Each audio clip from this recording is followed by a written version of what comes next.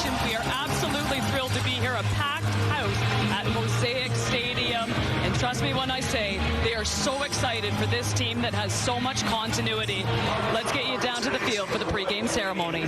Celebrating 100 years of service to our country and represented by Regina branch number 001. They are joined by Corporal Billy Gausin and Corporal Eric Robson from the Royal Canadian Mounted Police. Holding the Treaty 4 flag today from Okanese First Nation is Headman Dan Walker, and holding the flag from Métis Nation is Derek Rayset.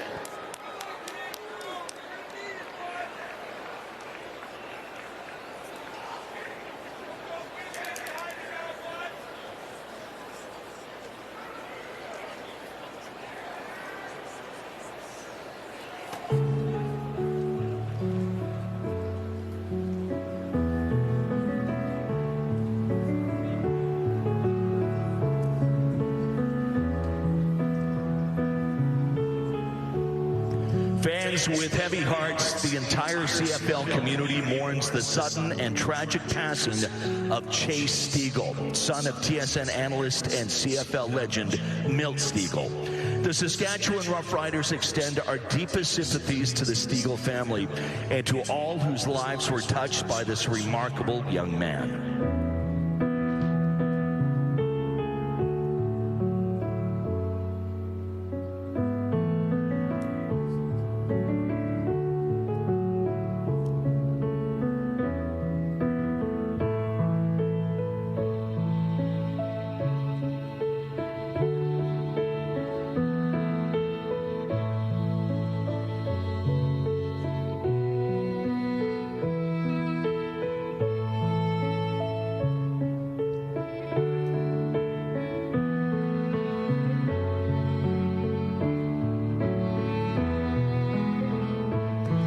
Over the past year, Rider Nation has mourned the loss of members of our football family. Tonight, we honor their memory. If you are able, please rise and join the Saskatchewan Roughriders Football Club as we extend respect and sympathy to the families and friends of our fallen teammates.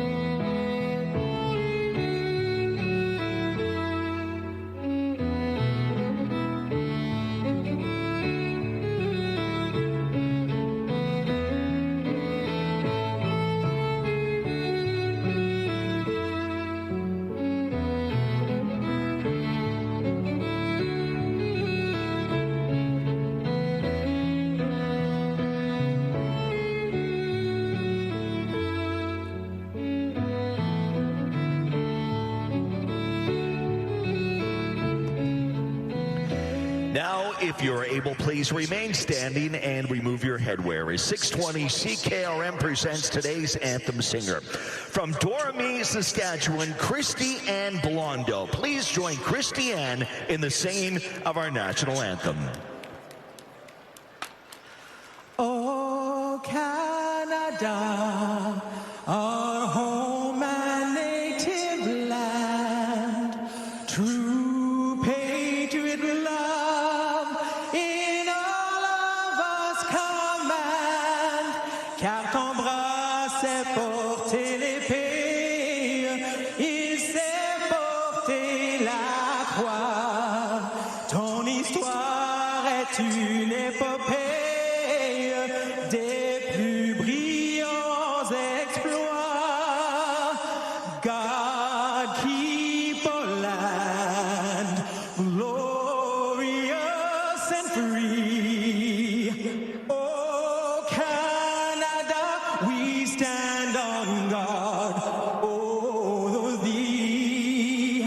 Oh, Canada, we stand on guard for thee.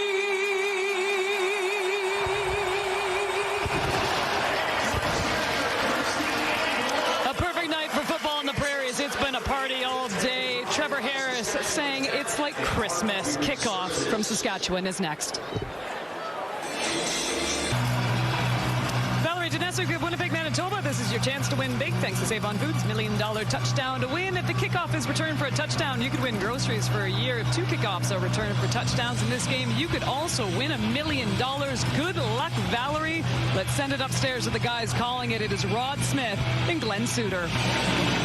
Thank you, Kate. A beautiful look at Mosaic Stadium. The first CFL season opener to be held here, the first in Saskatchewan since 2010. And 2 teams that made the playoffs last year, Glenn, that are looking to make that next step. And they have reason to think that way. Their quarterback play, Drew Brown, said he felt like a new kid at school last year. He's more relaxed in his second year coming in. Yeah, first year for Drew Brown as a full-time starter. He threw for just shy of 4,000 yards and missed 3 games. So he's looking to progress in his journey with the same offensive coordinator, same system, and a lot of the same teammates around him. From a second-year starter to the other sideline and a 13-year vet.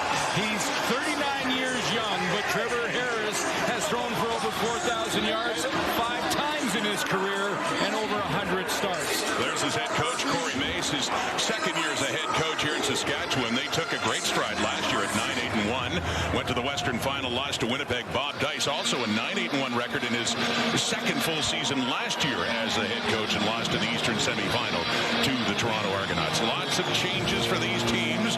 We'll get into that as well. It's a clean slate for both of them, the entire Canadian Football League, and what a spot to get this season started here at Mosaic Stadium in Regina. There is Devontae Dedmon. You got explosive returners in this game as well, with Dedmon and Mario Alford, his counterpart with the Saskatchewan Roughriders.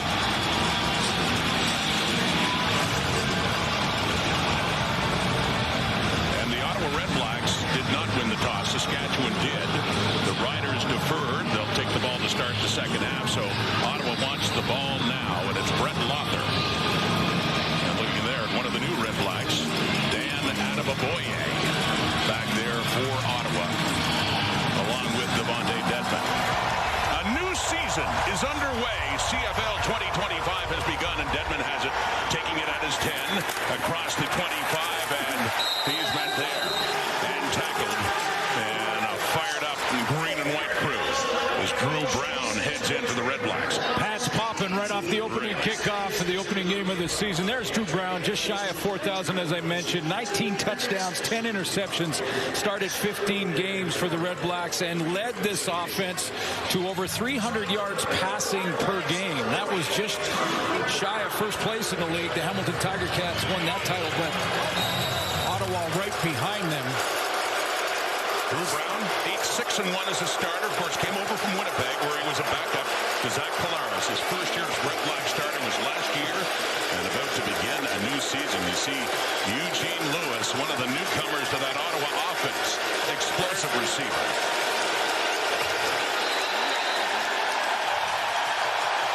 And we got a delay right away here for the REDBLACKS. Not sure they violation. Ottawa number 3. 5-yard penalty. Remains first down. Yeah, not sure they had the full personnel package out there. They were man short.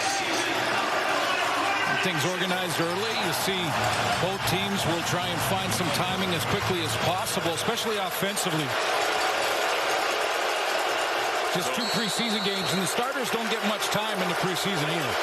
Yeah, so still a little rust there for the REDBLACKS, so they'll finally scrimmage 5 yards further back. Here we go. Empty backfield. It's complete. Caught by Justin Hardy, one of the leading receivers, second in the CFL last year with 1,343 yards. Let's get right out here and see this great receiving core, and it looks like it's got Drew Brown's going to have a lot of weapons this year. That's Justin Hardy. That's a 1,000-yard guy, and we can go across the board here when we get you to the lineups, but he's got some weapons now, and he added one in Gino, as you mentioned. Now you got William Stanback in the backfield for Ottawa. Good pickup. Set up a second down and short, 2nd and 3. Brown to throw again. He has time. He completes it to Hardy again. Hardy found a spot, sat down and picked that one up and gets it near midfield and a first down for the Red Blacks. Last year, Justin Hardy, 97 catches for number 2 for the Ottawa Red Blacks, over 1,300 yards receiving and 5 touchdowns, and going to his number 1 target from a year ago early in this one. What excites them offensively is to have a talented possession receiver like him and the big play capability of Gino Lewis and Khalil Pimpleton as well. So far, the Red Blacks passing well with the Hardy, and now a carry by Braylon Addison. The veteran back with the Red Blacks and doesn't get much there as we take a look at that Ottawa Red Blacks offense. Yeah, I'll show you some of these weapons. First up front, it all starts with your center calling all the protections out for the entire O-line. It's a good veteran group for the most part. Jacob Ruby is the guy in the middle. And here's the weapons that I talked about. You look across that board, there's a lot of 1,000-yard receiver potential there, plus William Stanback. So if a team wants to go lighter and play more DBs, they can run the ball between the tackles with a power runner and Stanback. Addison in the slot, Stanback in the backfield next to Brown to throw again. And caught again. Another completed pass there, and it is Addison. Had the carry earlier, has the catch, and a good opening drive here to start the CFL season for the Ottawa Red Blacks. Braylon Addison is in that 3-receiver spot, and with the hash marks where they are now, it's basically a balanced field. You see him sit down in that hole in the zone, and good drive to open things up here for Drew Brown. 3 for 3, 51 yards, opening possession of this one, and throwing again. Backside with a screen there to Addison, who gets it inside the 35. Another short gain, setting up a 2nd and long for the Red Blacks. Take a look at the Saskatchewan Roughriders defense. Big offseason acquisition for them up front in the interior of that D-line. Mike Rose, former Calgary Stampeder. See him working tandem with Micah Johnson. There's the linebacking core. CJ Avery, I should say, was a possible scratch for this one, but he is in the lineup, and there is the top defensive player from 2024. 2nd and 9 now. Drew Brown throwing, and underneath, Stanback has it. William Stanback's first touch as a member of the Ottawa Red Blacks gets it down near another first down, very close, around the 25 of the Roughriders. Lots of weapons, and Stanback, this is a good example of what he can do. First of all, he catches the ball out of the backfield as well as any back in the league, and that's what he has here on this play. But watch how he breaks the first tackle. If that tackle is made there, the Ottawa Red Blacks are trying a field goal. But he gets that extra 2 or 3, gets him into short yardage, and now it's Dustin Crum time. Short yardage specialist, Crum, the quarterback, and he bumped right away. He got a second lunge. When he was first contacted, he didn't have it. See where they spot it now, but it looked like the second effort might be just enough. It is.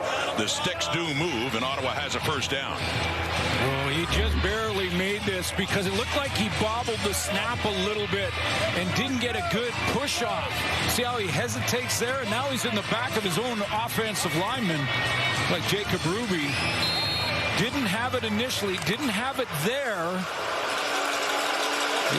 Jay Rivas trying to get that second effort, got the ball across the plane. Continues now inside the 25. It started at the Ottawa 23 after that opening penalty.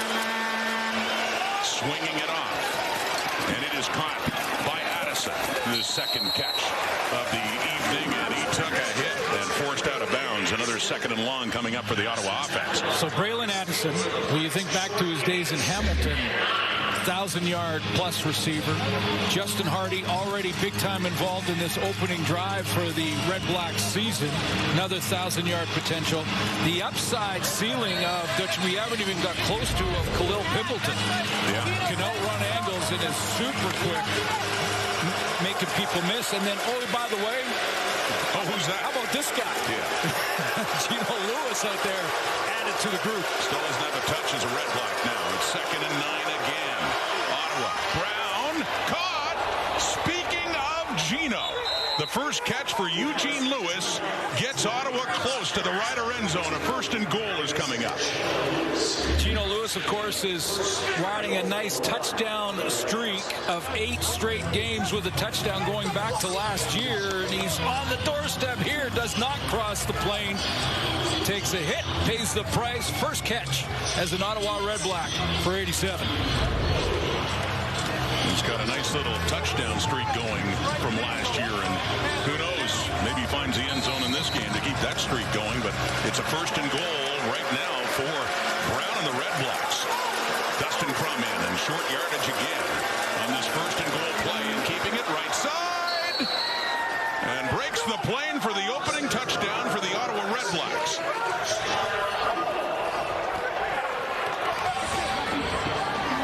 Right down the field. And Crum caps it off for the opening points. Very impressive drive for Drew Brown. You talked off the top about him being the newcomer last year, working with Tommy Condell, the offensive coordinator, in a brand new system. As you mentioned off the top, felt a little bit like it was his first day at school, trying to make friends and things like that, and take over that leadership role. But now a full training camp in year 2. A lot of the weapons are the same as last year. Crum finishes it off, but what a great opening drive for Drew Brown, because his timing was there. It really was.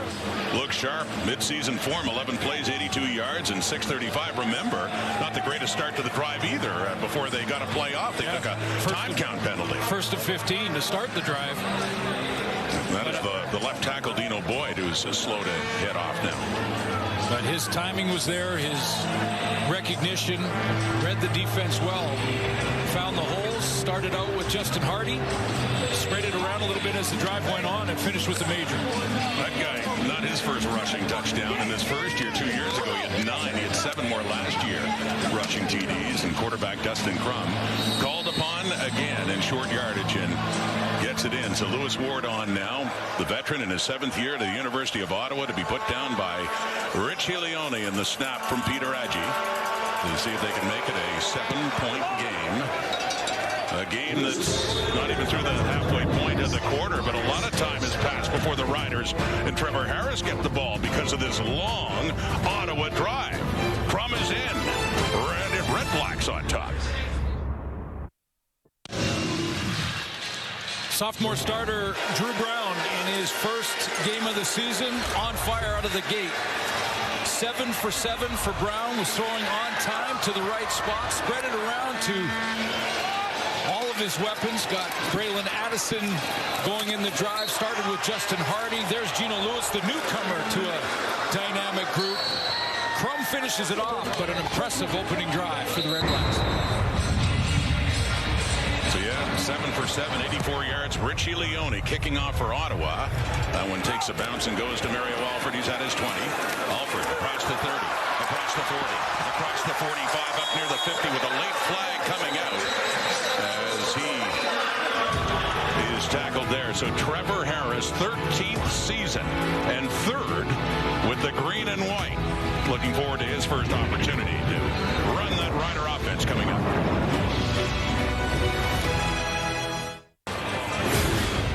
When it comes to completion percentage, these 3 lead the way, and there is a connection to Suits.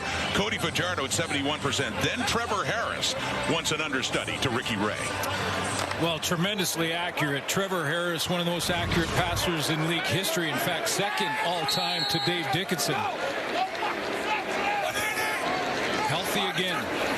And starting this one with the Riders down 7-0, and the carry from A.J. Ouellette. He shed some pounds, as we talked about in the preview now, and looking for a better season this time around. But yeah, what can you say about a guy started his career in Toronto and has had a lot of stops along the way, and at age 39, the elder statesman, but playing a lot younger game. Well, and I know don't have to remind Rider fans, but he's gone through a couple of injury-plagued seasons here in Saskatchewan. But when he was healthy to start the year last year, the Riders were 4-0. Yeah. To start the year, and Trevor Harris at the helm. Then he was injured and missed some time. Ended up missing a 1/3 of the season, but did come back.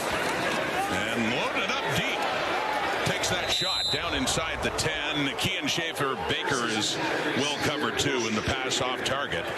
And so it is a quick 2 and out on that opening possession for Harris and the Saskatchewan Roughriders.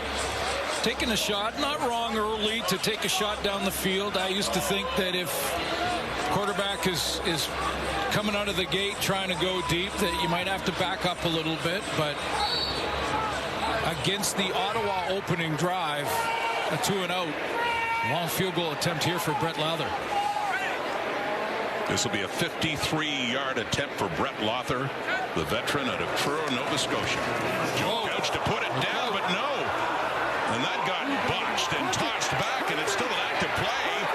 And Lowther just trying to boot it away, and under the circumstances does a nice job to get it down. They put the flag out because the punt went out of bounds outside the 15-yard line, but still under the circumstances, disaster for the Riders on that field goal try. Got a new holder in Joe Couch. Joe Couch, who's the punter and the holder.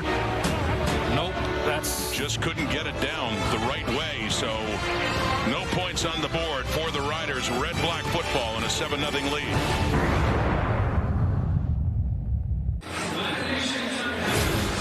They were once teammates with the Montreal Alouettes. Eugene Lewis went on to Edmonton Williams Standback, BC, but the active leaders in receiving and yardage and teammates once again. Let's say hello to Britt Dort.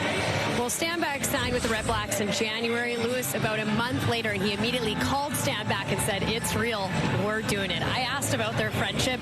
Gino Lewis's face lit up and said, "That's my boy. He's been my boy from the beginning, and we have been friends." And it's nice to see when we were rookies in the league, learning how to do it, that now we get to be veterans on the same team again.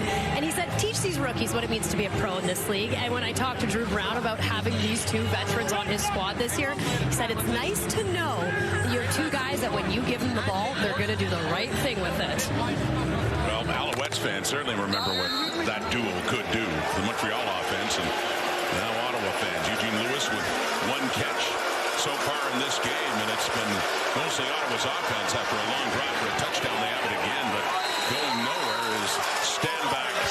That time around, Mike Rose, former Calgary Stampeder, his first year in green and white with the tackle. Good hustle play there from Mike Rose, but yeah, William Standback, when you look at the numbers, I mean, second last year rushing the football to Brady Oliveira in Winnipeg, but so still getting it done as far as the stats go. But his presence on the field, his calming demeanor. Drew Brown talked about how important it is that running back stands right beside the quarterback on almost every play. And that running back is Dan Adeboboye, the former Argonaut, also making his red-black debut as he moves out. And that one is caught again right around the 30 or 45, I should say. And that's Keelan White, their top draft pick. He went third overall in the 2025 draft out of Montana. Already a good return after the long drive and touchdown by Ottawa to give his defense a chance, get a chance for a long field goal, which didn't turn out for the Riders. So Richie Leone back at his 30, and Alford is back for it. Here we go again. Oh, nearly broke through that, just shy of the 40, a 43-yard bunt, and the flag is out, and A.J. Ouellette starting his second year in green and white and looking for more production. He'll have his chance coming up. Rider football down 7-0.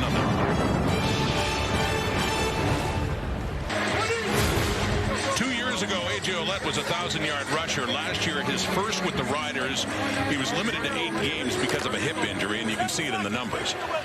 Yeah, I would suggest it was a disappointing season for A.J. Ouellette, but it was due to those injuries. Got himself in ultra shape. Yeah. I mean, he was in good shape. We're talking superhero shape. Throwing is Harris. It is caught by Mitch Picton, the veteran rider, right out of Regina. And that's a first down. First down for Saskatchewan's offense in this game.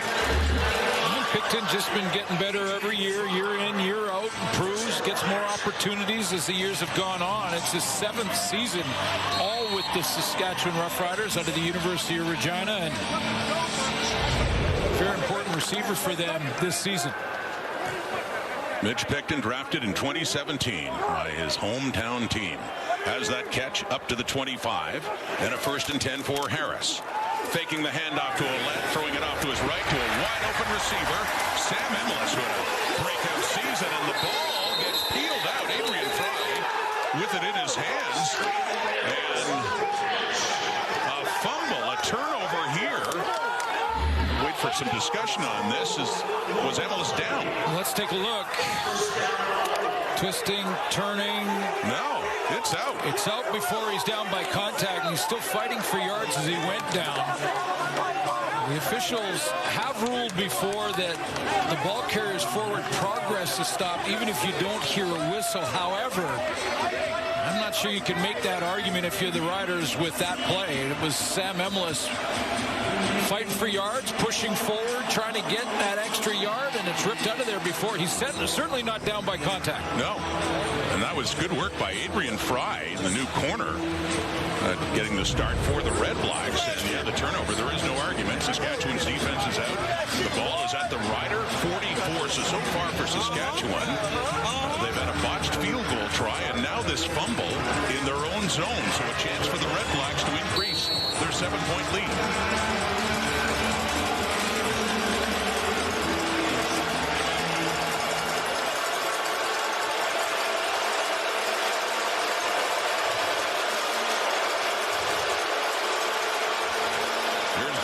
First and 10, play action fake, and off to the left. It is caught by the fullback, Anthony Gosselin, with a catch, and sets up a 2nd and short in his 7th year at the University of Sherbrooke. I mentioned that consecutive touchdown record that Gino Lewis is chasing. Terry Evanson holds it back from 1967-68, split over 2 seasons with 10 straight games.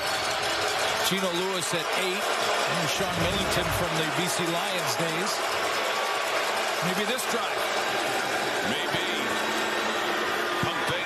2nd and 4. Down the left. Coverage is there. Roland Milligan, the defensive player of the year in the CFL last year, comes across in time to make sure there's no chance for Gino Lewis.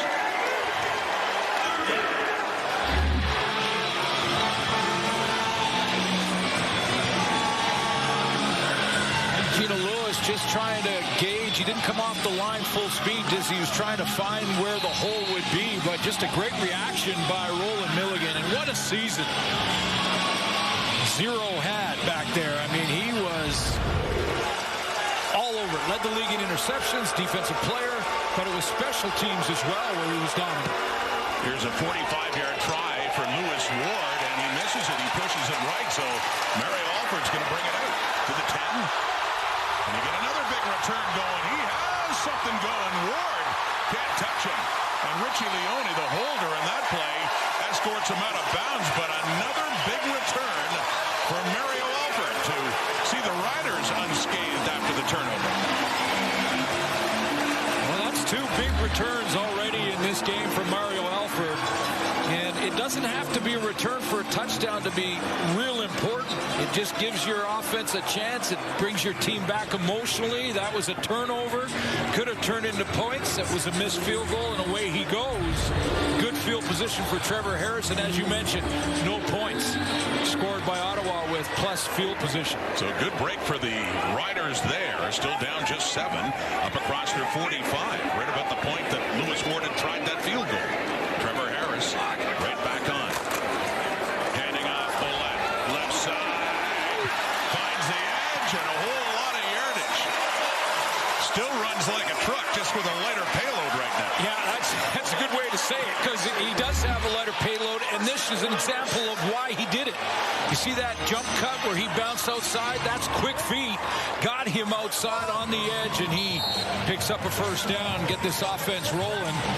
A.J. Ouellette wanted to shed a few pounds, got in good shape. It was a gym challenge. In fact, when we talked to Corey Mace, he was drinking some sort of healthy drink, because A.J. Ouellette said, hey, drink this, man, and get in good shape.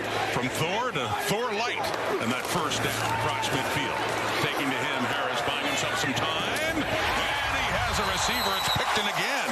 Mitch Picton with his 2nd catch of this season debut down inside the 35 of the Red Blacks. Corey Mace's offense, his plan to start the season was going to be Sean McEwen at center. That didn't work out because he got hurt in camp. So Logan Ferland, Mr. Versatile, moves in there. Peyton Collins, the rookie out of Eastern Kentucky, is out there by himself at left tackle against Lorenzo Malden. And there's the receiving core. Emelis over 1,000 yards back-to-back seasons. 87 for 1,064 and 5 touchdowns in 2024. First and 10 at the Ottawa 33. Harris facing the heat. Doesn't scramble a lot. He takes off there and just gets a few yards down to the 30 for the veteran quarterback, Trevor Harris. So this will be a matchup that we'll watch. Lorenzo Malden with his 8 sacks, which led the team a year ago, against the rookie out of Eastern Kentucky and Peyton Collins. See how he holds up. They're in the receiving core. Darius Pickett, veteran, 66 tackles for him last year. And the former Argo, Robert Priester, pick 6 in the Grey Cup, joins that secondary that has been revamped this season. Drastically different from the last game they played in that Eastern Semi in Toronto last November. Here's Harris quickly again, and he strikes, and it's the first catch.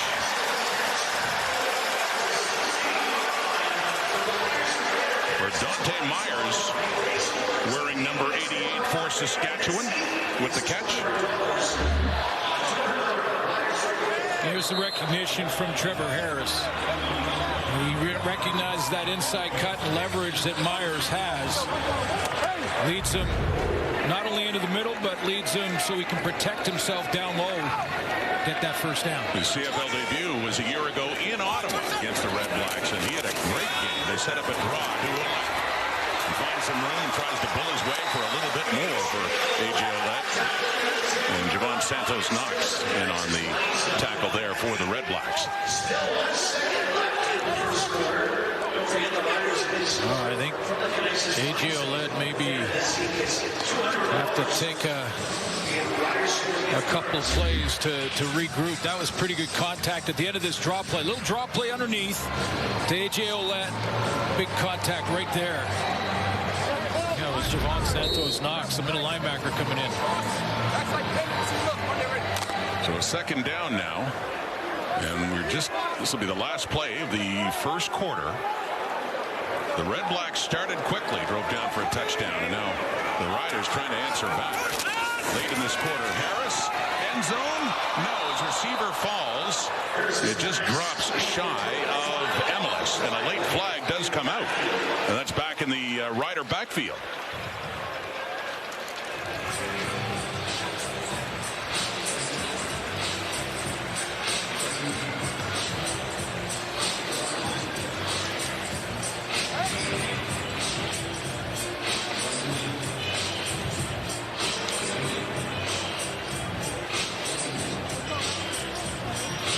Might be a late hit. Bryce Carter, after the ball was thrown from Trevor Harris. Major foul, roughing the passer. Ottawa number 91. It's an unrestricted penalty. It is first down on the 1-yard line, and that's the first quarter. Announced by the referee Tim Croker, so Bryce Carter gets called for this, and it sets up the Riders near the end zone. Yeah, so this used to be this is a rule change in the Canadian Football League this year, that because it's inside of the 20, this is a major penalty. It would have been half the distance last year, which would put the ball about the 5. This year it's down to the 1-yard line. All Red Blacks to start the quarter. Looking like the Riders' chance to tie it to start the second. Back at Mosaic Stadium, Glenn and I just also want to add to the heartfelt condolences to our friend and our colleague, Milt Stegall, suffering the unthinkable loss of his son, Chase. To Milt, to his wife, Darlene, also to Chase's brother, Colin. We're absolutely heartbroken for you. Yeah, Rod, there really are no words about Milt. You have to know that your teammates here at TSN, we're here, the family, the CFL family from coast to coast. You are, and your family are in our hearts, and we're here for you whatever you need. We love you, Milt, and we're always thinking of you. Let's hear it for number 46. Lots of great expressions of condolence before the game as well for the family of Miltstiegel. The second quarter begins.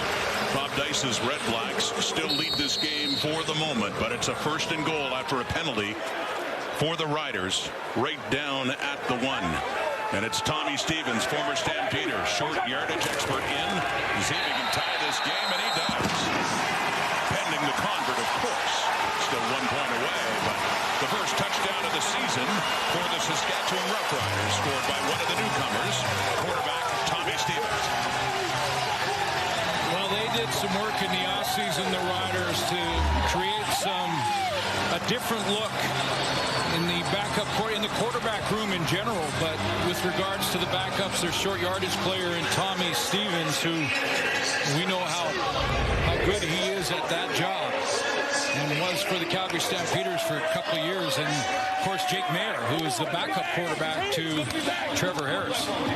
Tommy Stevens now has 26 rushing touchdowns. This is the start of his 4th season in the CFL. Did it very well for Calgary. Doing it there for Saskatchewan with Lothar and the point after try, and put down there by the new holder, Joe Couch. Pushed off to the right, but it is good. Splits the uprights, and we do indeed have a tie game after a 7-play, 46-yard drive. So I mentioned the O-line and the quarterbacks. Some of the changes for the Saskatchewan Roughriders this year. They brought in Jake Mayer and Tommy Stevens from Calgary. So Jake Mayer will be the backup, a veteran quarterback that's won a lot of games in the CFL, to play behind Trevor Harris, who is 39. And I mentioned Sean McEwen. That was the plan for having to put Sean McEwen at center to start this season. He was injured along with Philip Gagnon, who will both be out for a pretty long period of time, according to Corey Mace. So they had to do some juggling to start the season here on the O-line. But there's some important acquisitions. And Tavon Campbell coming back, the former U of R Ram and NFL corner, coming back to his roots and starting on the corner for the Saskatchewan Roughriders. So Dedman is back with Attaboy and Lothar to kick off. We got a 7-7 tie. Opening night in the Canadian Football League. We are glad you joined us as it's going Dedman's way down at the Ottawa 10. Devontae Dedman. He finds an opening. Look out indeed as a flag comes out as he just heads out of bounds just across midfield.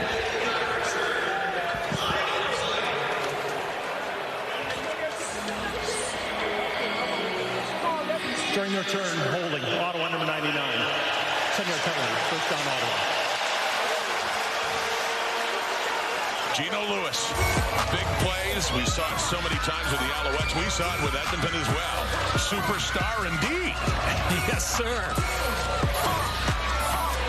And there are plenty of superstars in this game, and he is certainly one of them. And, you know, when you talk to Bob Dice about, he gets pretty excited about his receiving core. And in fact, so excited that he said, you know, with all the different types of guys we have, and Gino Lewis, as Brett mentioned, you know, he adds some size to our group in the receiver room. But he says, with all the different types of guys we have kind of like the Avengers in our receiving core. We've both seen what he can do. How he can high point a football, get him in single coverage, and those deep routes. And Brown to throw again. He's been throwing a lot, and why not? That one is caught. And that's Braylon Addison again. Another touch for the veteran Addison, and a first down for the Ottawa REDBLACKS. Well, you can tell Drew Brown just in complete control of this offense in year 2 with Tommy Condell. That's in a tight window right over the middle. That's the danger zone, throwing that ball. A lot of bad can happen when you throw it in there. And there's also Roland Milligan around it. He's a little slow to get up. Hopefully he's just winded, but complete control from Drew Brown early in this game. Top defensive player in the CFL last year. Down on the field right now, Roland Milligan. We'll be back.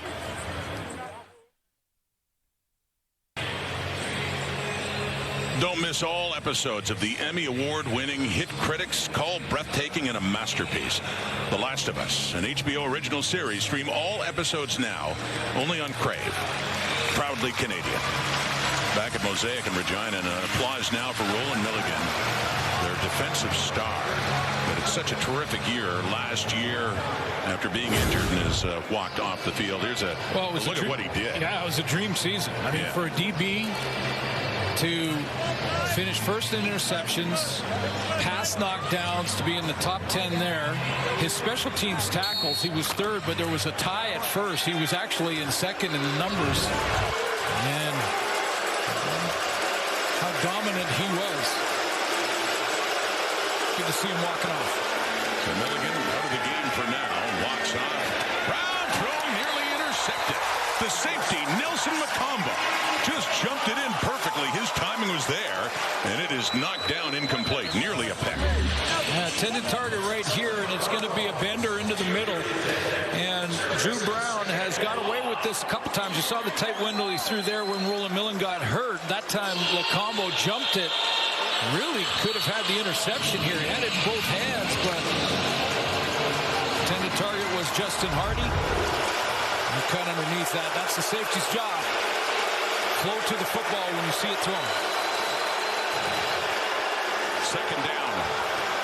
Brown running out of time and puts it underneath to Daniel Adebaboye. The ex-Argonaut in his fourth year in the CFL at Bryant, and gets it up well shy of a first down, so a third is coming up here for Ottawa.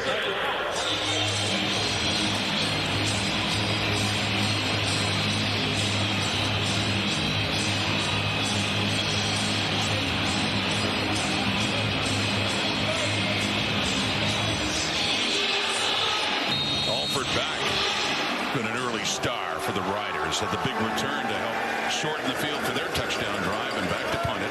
One of the great punters in the history of the Canadian Football League, Richie Leone. Some heat on, but gets out one away, and Alford taking it at the 24, and can't find as much room to work with inside, as the Red Blacks do have him taken down around the 28. Touched on it moments ago with when it comes to Sam Emilus and his upside potential, and we're just scratching the surface here too, because looking at a guy with back-to-back 1,000-yard receiving seasons and such a smooth route runner. I mean, if he's one of those guys that doesn't look like he's running fast until he runs right by you. I saw some dramatic catches. Yeah, I said it was suggesting breakout season, but that was 2 years ago, and he added to it last year. That one is caught. Keyshawn Johnson with his first catch of the season. He gets it up closer to the 40. Well, I bring it up because a lot of Rider fans this year are listening to them on the radio and throughout training camp, and they're concerned that they didn't have that big name. They didn't have the Geno Lewis type of receiver in their lineup, and that was maybe their only concern. Like the defense, like the O-line, obviously loved the quarterback situation, and then thought, well, who's going to be our big play receiver? Well, I suggest Sam Emilus right out of the gate. I mean, back-to-back 1,000-yard seasons. Second and 6, the Rider 34. Flag comes out. Looks like a free one. And it's Emilus with it. Lots of room after the catch, too, inside the Red Black 45 for Emilus, when the flag had been down, appearing to be against Ottawa.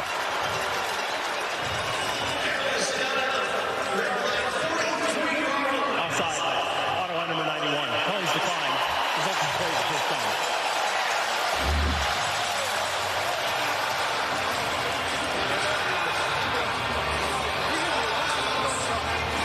Just sits in that open area. Sam Emilus, second of that three receiver side. Wasn't a bust in the Ottawa coverage. I think he just found the hole in it. It looked like a slow start for that Rider offense. Trevor Harris, though, 6 for 7, 100 yards in a tie game and in the Ottawa zone at the 43. Off to the left, catching that hitch. It's Dante Myers who keeps his feet and nearly was able to keep it in bounds close close, too. Another Saskatchewan first down. Yeah, so you look at Dante Myers, you look at his arrival last season and that he did some real good things. In fact, his first CFL game was against Ottawa, and he had over 100 yards that game. So it was a good debut for number 88. And then don't forget about Keon Schaefer-Baker, dynamic, tall receiver that can make it happen on the other side. Well, you're right about Myers. He had 8 catches for 101 yards. And then the next week in Montreal, 8 catches for 101 yards. How's that for the first 2 games of your career? Well, he wants to show a couple things. One, he can get it done at 100 yards, but the other, he's consistent. He sure is. Another injury. It's the safety for Ottawa, Alonzo Adai. Still down on the field here in the second quarter.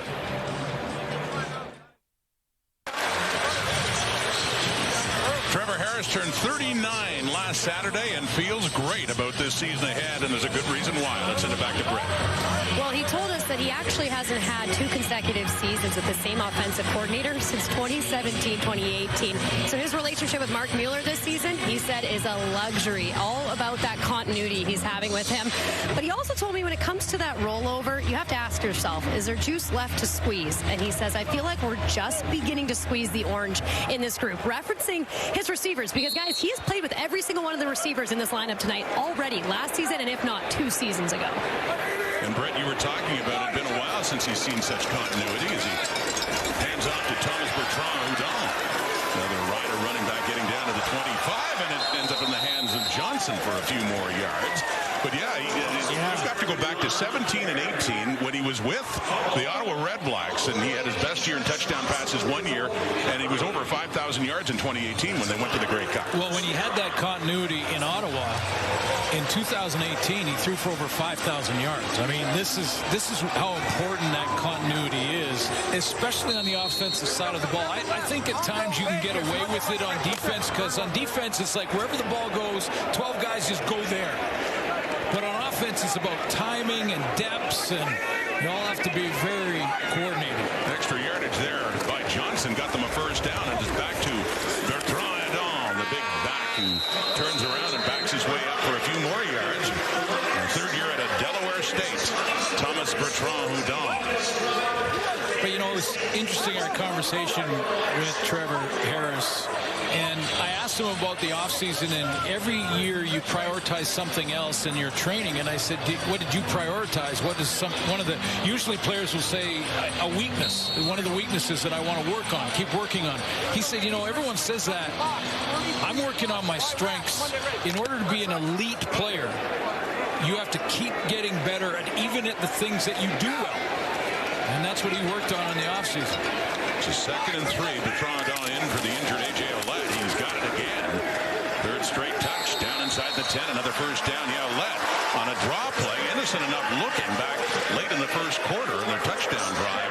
Looked to be favoring his hand as he went off the field. So Bertrand-Houdon, the 3rd-year Rider, in there. And a 1st and goal now. Bertrand-Houdon with 30 carries in 2 years for Saskatchewan, but a nice 6.6-yard average throughout those carries. And running well now. We're waiting an update on their starting running back, A.J. Ouellette. 7-7 Saskatchewan looking for their first lead of this game. Big chance now at the Ottawa 9. Empty backfield. Harris and zone.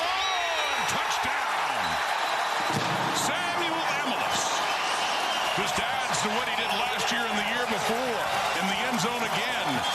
A connection from Harris. And the Riders have their first lead of the season.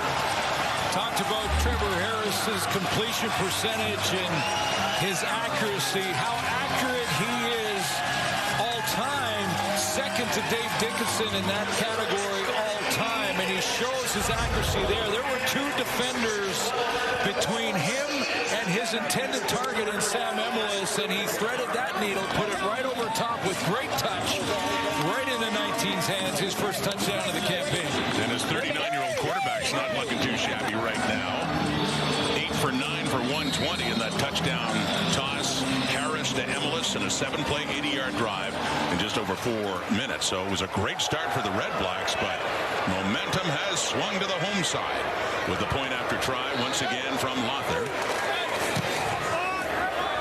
Bumps it through. 14-7 midway through the second quarter. Opening night, Mosaic Stadium in Regina. Rider fans liking what they see right now.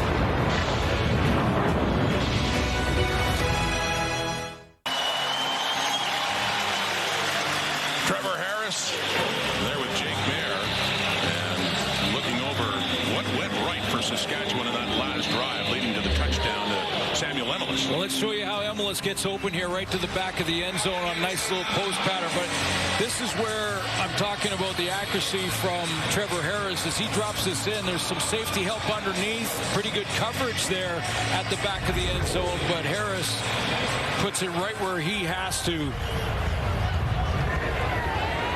Drops it into Sam Emilus. So now Ottawa trails in the hands of Devontae Dedmon. Oh, head over heels.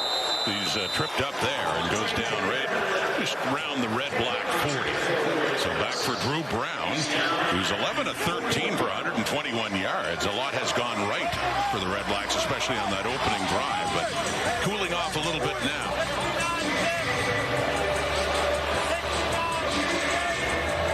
Yeah, it'd be interesting to see if you go back to, if you're Drew Brown right here, and go to some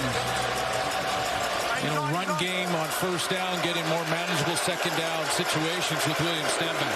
Stanback has 1 carry for -1 yard. That's it so far. He's got the ball again and picks up 1 there to get it back to even for a 1,000-yard rusher with the BC Lions last year, and did it a couple of times with the Alouettes as well. Explosive running back William Stanback had a touchdown for Montreal 2 years ago in the Grey Cup against Winnipeg before moving on. Well, the run stabilizes things too. It gets your O-line firing off. It stabilizes things a little bit. And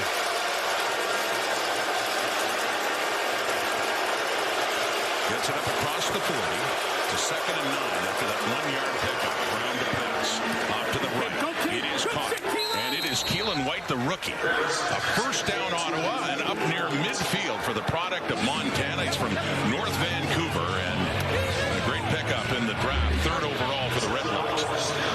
3rd overall pick, and son of Richard White, who was a former teammate of mine at Simon Fraser University and here in Saskatchewan. Boy, are they happy with him. It is so hard to crack the lineup when you only have 2 preseason games and 2 weeks of camp. And especially with Nick Martin, one of their top picks a year ago, injured in camp and out for the season. Great opportunity for White under these circumstances, but not here. Malik Carney coming in on Drew Brown, and the Riders pick up their first sack, and a big loss here for the Red Blacks. Carney uses his veteran savvy here as he's going to hop outside. He's going to just hop outside, then take an inside pass rush move. Just before that replay started, he was hopping outside to show like he might. There he is right there hopping out, and then he shows like he might try and take a wide pass rush, and he goes straight up the middle. Gets to Drew Brown almost untouched. His 5th year out of North Carolina, started with the Hamilton Tiger Cats. He had 4 sacks with the Riders last season. He has 1 so far in opening night. Brown again underneath Khalil Pimpleton. He was one of the players that turned heads certainly in the CFL in his debut last year with Ottawa. Ended up in a short period of time, 8 games with over 700 yards receiving. Well, he averaged almost 90 yards a game. So, and that was best in the league. So, it was like he just arrived on the scene and was outrunning angles. I always say it like that because in football you can take an angle to catch even fast receivers when you're not as fast as them, and he was outrunning those angles. We were all watching last year in Edmonton. We caught that crossing route and got the edge, and it was, who is this guy with that kind of speed? Yeah, he can go. He later in a punt return 99 yards for a touchdown against Calgary last year. Khalil Pimpleton gets his first touch of the season. Mario Alford, he's been busy. Had some big returns in this game so far. Shorter one there, but Saskatchewan football back in the hands of Trevor Harris and the Rider offense with that 7-point lead. Friday night football is coming up tomorrow night. Molson Stadium in Montreal in a rematch of the Eastern Final. It's the Argos. They made some changes, and Davis Alexander, now the #1 quarterback with the Alouettes. So don't miss that Friday night football from Montreal and our panel. Here tonight for the opener and off to Montreal for the opener there. What a busy way to start the season for Kate, Chaz, and Enoch. Nice to have him out on the road, though. Sure is. And then we hit to BC. And yeah, we're off. And we got an exciting matchup as well coming up Saturday. You're right, with the Elks and the Lions. There's Bertrand Hudon, as mentioned, in at running back for Saskatchewan now with the injury to A.J. Ouellette, who left the game late in the first quarter.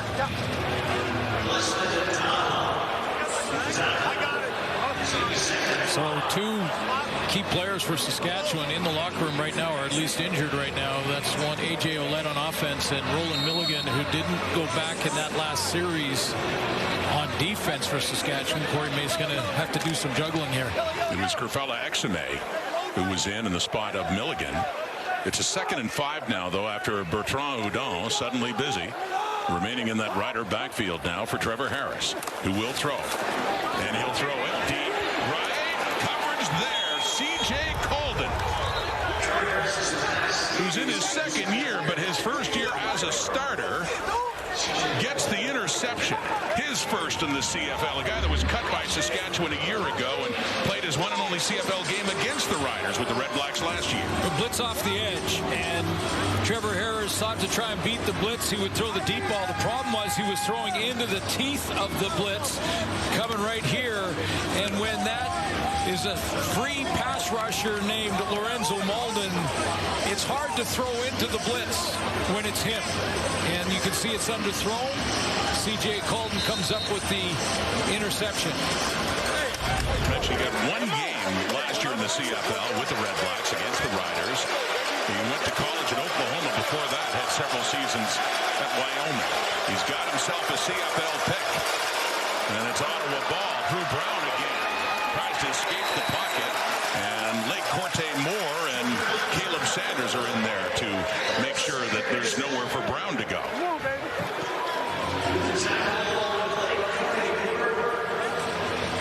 Corey Mace, a little more of a rotation on that defensive line, making sure everyone stays fresh. Remember, Micah Johnson, 36 years old. Shane Ray is 32. Good rotation and pressure on the ground. It's under 3 minutes. Last play before the warning flag is in. Brown completes it at the Rider 50. And that is Keelan White. The rookie gets another catch pending the outcome of this flag. But the warning is issued as we get closer. And an offside Ottawa getting closer to halftime. Great start for the Red Blacks. They're down 7, though, here at Mosaic in Regina.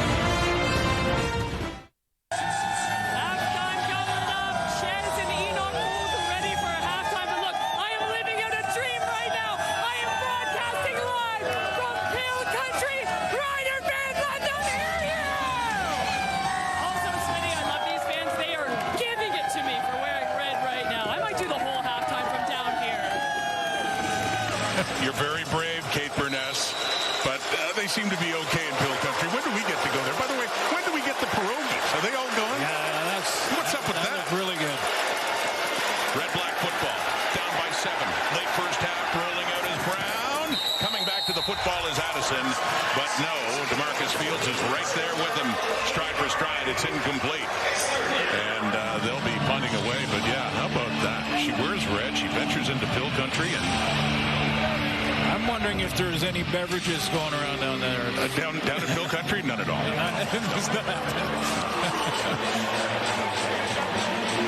Kate, of course, has her security, so she's good. Where's Chaz? I wonder if he's stuck down there somewhere. He's in the middle of Pill Country now. There's Richie Leone. Puts that away. Dolphin. Nice Nice tackle there on special teams. Lucas Cormier will limit the damage after a 48-yard punt by Leone. Well, if you're trying to sum up, what's happened. I mean, early on in the game, Ottawa just walked right down the field in their first series. That's the 7 points on the board. And since then, it looks to me like the Saskatchewan front four on defense has taken it up a notch as this quarter has gone on. This half has gone on and really has made it that much more difficult for Drew Brown. He can't get that offense any traction as this second quarter has happened. So that's been the difference. Yeah, they really have settled down to the Riders. Remember, they were down 7-0 trying a field goal, and there was a problem with the placement and the kick for Launder, so they didn't get any points there. And later, when driving, and a fumble by Emilus, so the ball was stripped away, cost them too. So. Yeah.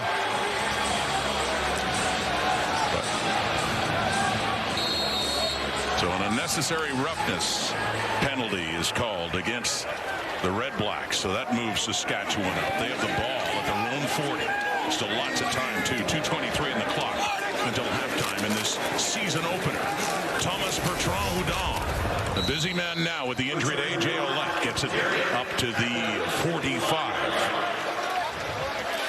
Let's go back and show you that penalty. If you're an Ottawa fan, you're wondering why the extra yardage. There it is right at the top of your screen, and this is excessive.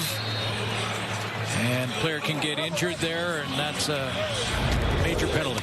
It was Kenny Onyeka wrapped in the leg of Aubrey Miller there, and costly for the REDBLACKS. Look at the penalty numbers so far, and Ottawa penalized 3 times as much.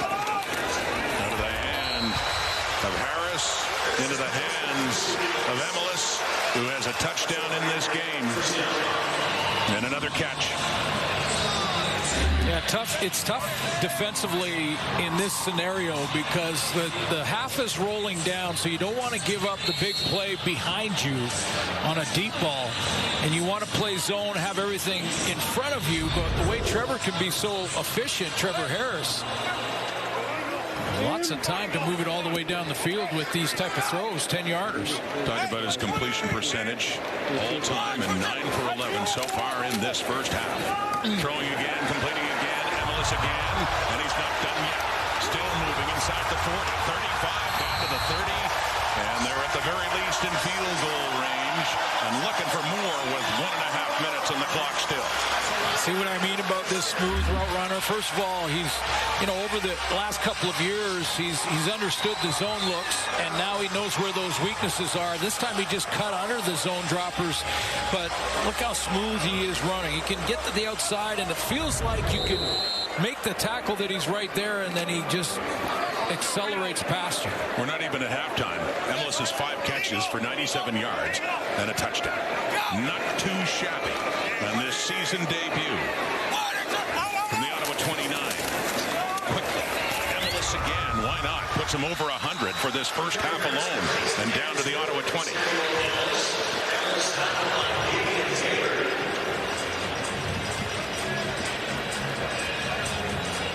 Tough to play a zone defense against Trevor Harris. You have a guy that has seen every look you can throw at him. It's almost like when you're playing against Trevor Harris, if you play zone, he will dissect it. I mean, he's seen every look multiple times. Can get rid of that ball so quickly. Bertrand-Houdan was met initially behind the line of scrimmage. He could push his way a little bit forward. And in fairness, the Ottawa secondary is trying to learn what each other does. I mean, take a look at the Eastern semifinal versus Toronto last year. That was their starting secondary. Completely different tonight, including Robert Priester, who brings a veteran, championship mentality to that back end. Alonzo Adai is hurt and hasn't returned. So they're trying to get some chemistry in that back end, and right now Trevor Harris has found Sam Emilus and the soft spots. William Fields is the new defensive coordinator in Ottawa. Of course, he was with the Argos, and Kevin Iben and him together were calling the defenses for the Argos, the championship team in their season last year. And he gets the job here in Ottawa. And I asked Bob Dice, what do you think will be different? Like, how different will it look? And he said, well, he likes how William Fields is really aggressive. You know, and when you think aggressive defensively, you think blitz and a lot of man, a lot of zero coverage. Ask your guys to, you know, in the back end to take your man, mark them, and all over the field. That's what aggression. You think aggression on defense, you think blitz. Yeah, and you saw 24 there.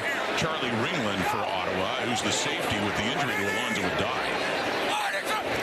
Harris, under a minute. Threading again, looks to the end zone, and the receiver is contacted. Amari Henderson, the ex-Rough Rider, and got tied up with his ex-teammate Emelis there in that pass to the end zone. The flags come out for interference against Henderson and the REDBLACKS.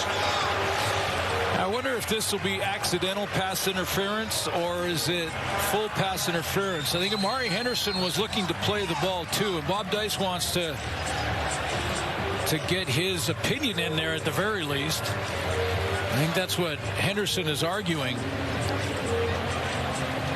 And I don't think there's any question it's interference. It's what level? Yeah. Ottawa number 4.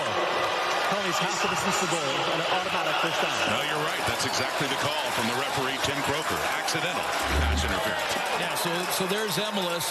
You'll see Amari Henderson in a second. He's going to pick him up in that deep zone. There he is there. And as he opens up, he goes to play the ball too and reaches for it and then trips Emelis as they're both going to play the ball and protect their area. So I think the call was right. It's a pass interference, but it's accidental. And with that, it moves down to the 10. And still 46 seconds left. First and goal. Riders up by 7. Looking to add to the lead. Bertrand is met right away. It's the party starter. And Darius Pickett with a big tackle there. Missed the last third of the season last year with a ruptured Achilles, but looks pretty fired up on that play. Sometimes you just get a feeling and you play the play. So you might have a responsibility to be in the outside gap or wherever, and you just say, you know what? I know what they're going to do. They're going to hand it off. I'm playing the play and making it in the backfield, and that's exactly what Darius Pickett does here. Bertrand didn't have a chance on that one. Pickett, the East Defensive Player of the Year, well, with the Argos 2 years ago, and as said, his first season in Ottawa last year cut short. Second and goal at the Ottawa 9 for Harris. And underneath, but no, a little bit too much underneath there for Mitch Picton, right down around the 1. So a third and goal coming up, and the field goal team is coming on. Yeah, this one is, I think Trevor Harris is trying to pull Picton away from the inside defender here. But it's just, it's tough. It's 2 yards. He just couldn't make up that time.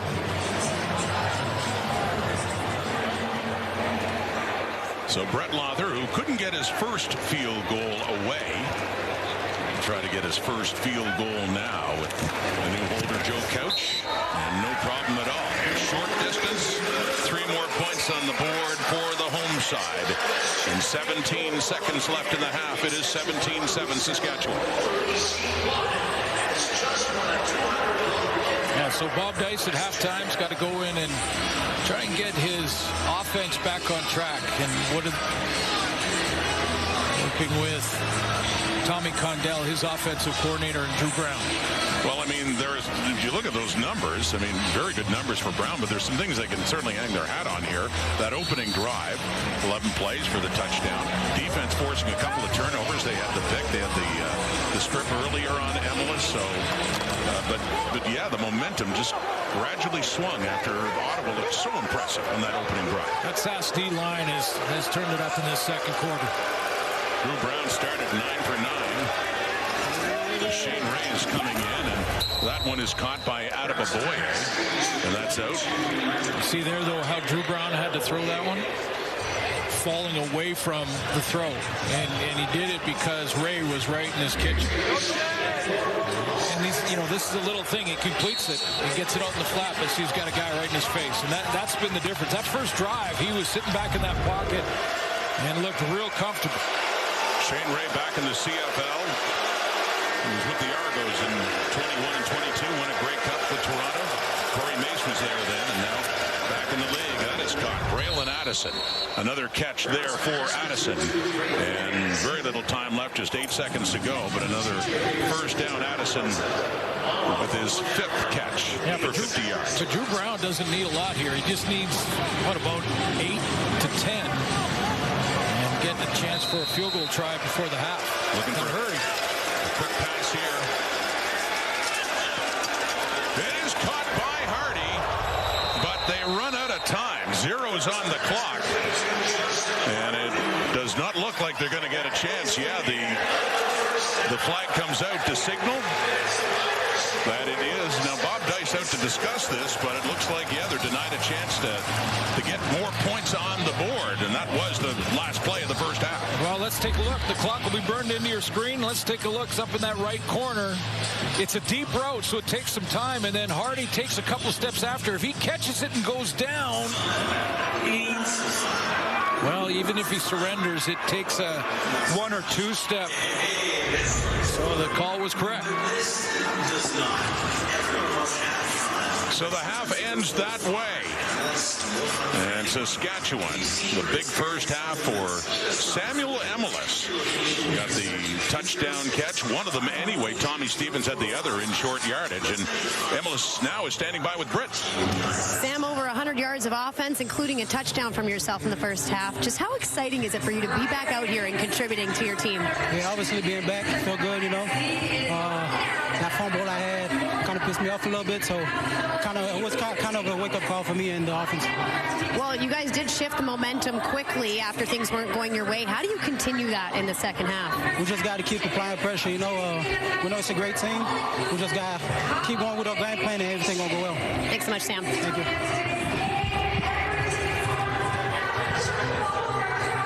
Over to Kate, who may still be in Pill Country, I'm not sure, and the panel. No, Britt, I made my way back. I must say I'm sweating a lot, but that was an experience. You hesitantly made your way back. I did. I'm not kidding. I actually thought to myself, I would be down there. You guys would stay up here, but then eventually you guys would just come down and join me. It's a team, isn't it? Shout out to the 2 guys that escorted you all the way down there. There were actually 4. At least. Well, I gave them a hard time. I told them they had to bring you back. All right, let's talk about this game so far. And you know what? It has been ups and downs, certainly, for both teams. But let's start with Trevor Harris and Ches. There was one play. I mean, he is 39 years old, and he's got 161 and 1 TD in that first half. My goodness, he is looking mobile. He is looking great with his arm. I mean, overall, if you're a Riders fan, you like what you saw in the first half. Yeah. You feel great. And Suits said it on the broadcast. He talked about the second year since 2017. He's been the same offensive coordinator in Mark Mueller. And after that second drive, Mark Mueller really got in a great play calling rhythm. You saw him really start to get in that zone. Versus zone coverage, you saw him finding Sam Emelis, sitting down those holes. The big body guy he is. He plays with a different type of attitude. And versus man coverage, you saw screen, you saw draw, you saw misdirections. And then again, you saw the quick game of Trevor Harris. If Trevor Harris knows what you're playing defensively, he's going to have completions at a high completion percentage. I talked to Sam Emelis before the game. And I asked him, I said, you're a different type of receiver, Sam. You have a different type of attitude. And he said he got that from college early on, not getting a lot of targets. He said, if I'm going to impact the game, I'm going to be physical on the 55 plays. I'm not touching the ball. I'm going to be physical and impact the game. That gets him into the game. You see him, the way he runs the ball, the strength, the power he plays with.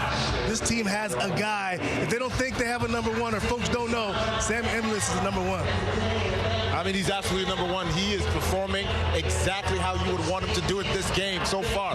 And he is taking a lot of attention from that defense. It is going to be interesting to see now how Trevor Harris is going to manage that second half. You talked about it already, Davis. This guy has seen almost everything. He sees it. He throws it. He's going to be expected to see. Let's go to the other side of the field, Noah, and it has to be Drew Brown. And just honestly, the way he opened this game, too, that's a perfect 7-7. It doesn't get much better. It sailed off a little since then. But again, just a great starting off. Davis, you talked about Coach Mueller on offensive coordinator for Saskatchewan. I'm looking at Tommy Condell on the offensive side of the ball. Started the game really well, but now it looks like they slowed down a little bit. I think he's going to have to mix in William Stanback in a different manner, put the ball on the ground a little bit more, as well to kind of take a little bit of pressure off of Drew Brown. It is going to be difficult if the 4 guys on the defensive line of the Saskatchewan Roughriders can get to Drew Brown. It's going to be tough for him. Let's mention Bertrand Houdon, too. He came in for AJ. AJ still seems to be likely out. He's been in the locker room since early at the end of that first quarter. Andrew Harris told me before the game, I just asked about AJ, and he said, looks great. Hopefully he can stay healthy. But if not, he actually mentioned Houdon. He said, Bertrand Houdon has great patience as a runner. He said, Andrew said he didn't know a lot about him, but once he got to see him in action, he realized what a smart, patient runner, and you see him setting up his blocks and having a ton of success in that run game by an offensive line who, quite honestly, they need a run game to protect the banged-up O-line that they have. And I'll tell you what, they got similar body types. He's doing a great job blocking as well as running the ball. So this is what you want from a backup running back right now. He's playing tremendously well so far. You know what? That's painful to watch AJ, though. I mean, we watched last season and just injury-riddled and, talked about his body in the offseason and how he was taking a different approach, and you just hope that he's okay. It certainly didn't look good, but right now in the CFL, I mean, these running backs are everywhere. And Kate, can I ask, so the thought about a running back, not being durable or healthy, a lot of it is just unfortunate luck. That right there is a head-to-head, and a play like that, sometimes it doesn't matter what you do in the offseason, all the training you do, it's just circumstance. One of the toughest things, you had so much anticipation coming to this game, starting out the season. You got AJ down, you got Milligan also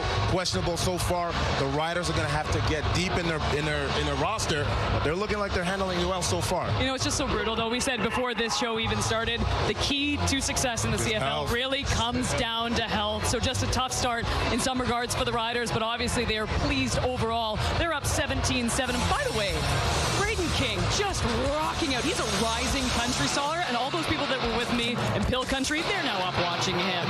We'll have more coming up right after this.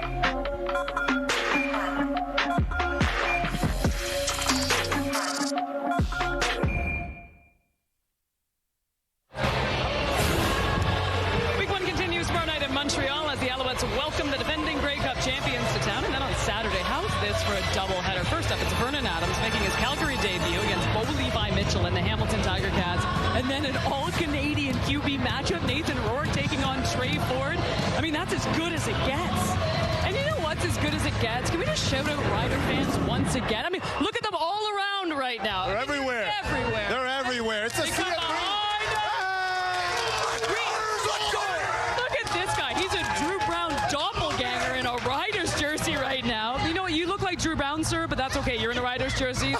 He's like, see, look at him. Look at him. That is Drew. That is Drew. I honestly.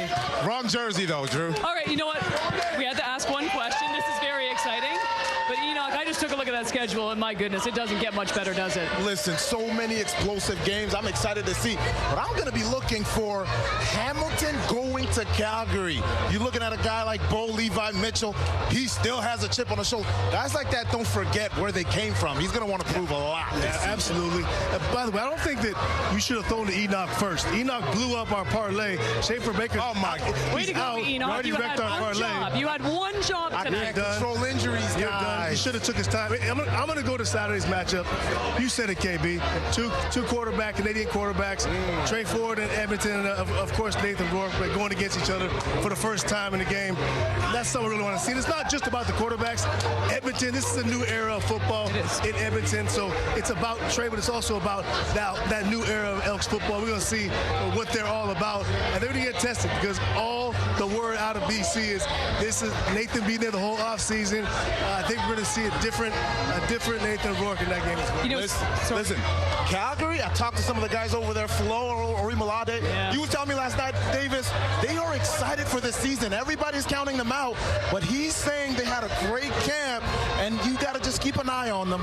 Yeah, and our producer just said, everyone thinks they had a good camp. Believing a word you're saying right now. Don't shoot the messenger. Okay, very quickly too, though, and I love the doubleheader on Saturday as well. I'm so excited for Davis Alexander. Yep. I mean, we haven't had a franchise quarterback in Montreal since Anthony Calvillo, and just the promise this young man showed a year ago, 5-0 back, being in there for Cody last season, and you can just feel it with the Alouettes fans that they're ready for this guy. Yeah, there was like a little chat that he didn't have a great preseason. Time out, everyone. Just hold on for a minute. Let's calm down. Yeah, watch the film. It was a wet ball, some protection issues.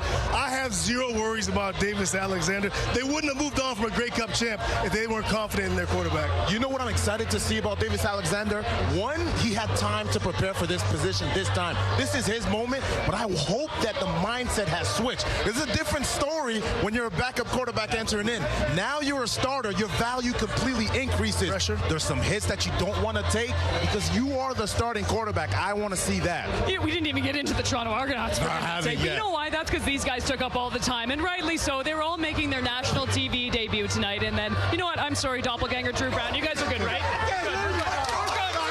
They're fired up. We're fired up for second half football. Saskatchewan Roughriders currently up 17-7. Pretty sure Kate caught a buzz. I did not. I was in Hill country, and I did not. My bosses said no to chugging a beer, but I Tester. Breathalyzer.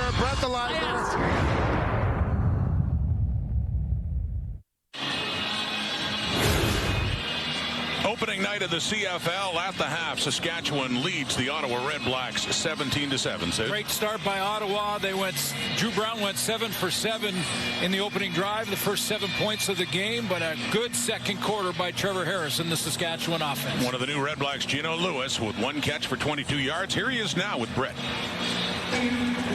Gino, I know you told me you actually do enjoy the challenges that a Saskatchewan defense gives you. So what adjustments are you going to make here in the second half? Yeah, we just got to be a little more focused. Got to stop the penalties. Just take one play at a time and just not be behind the sticks all the time, and we'll be fine.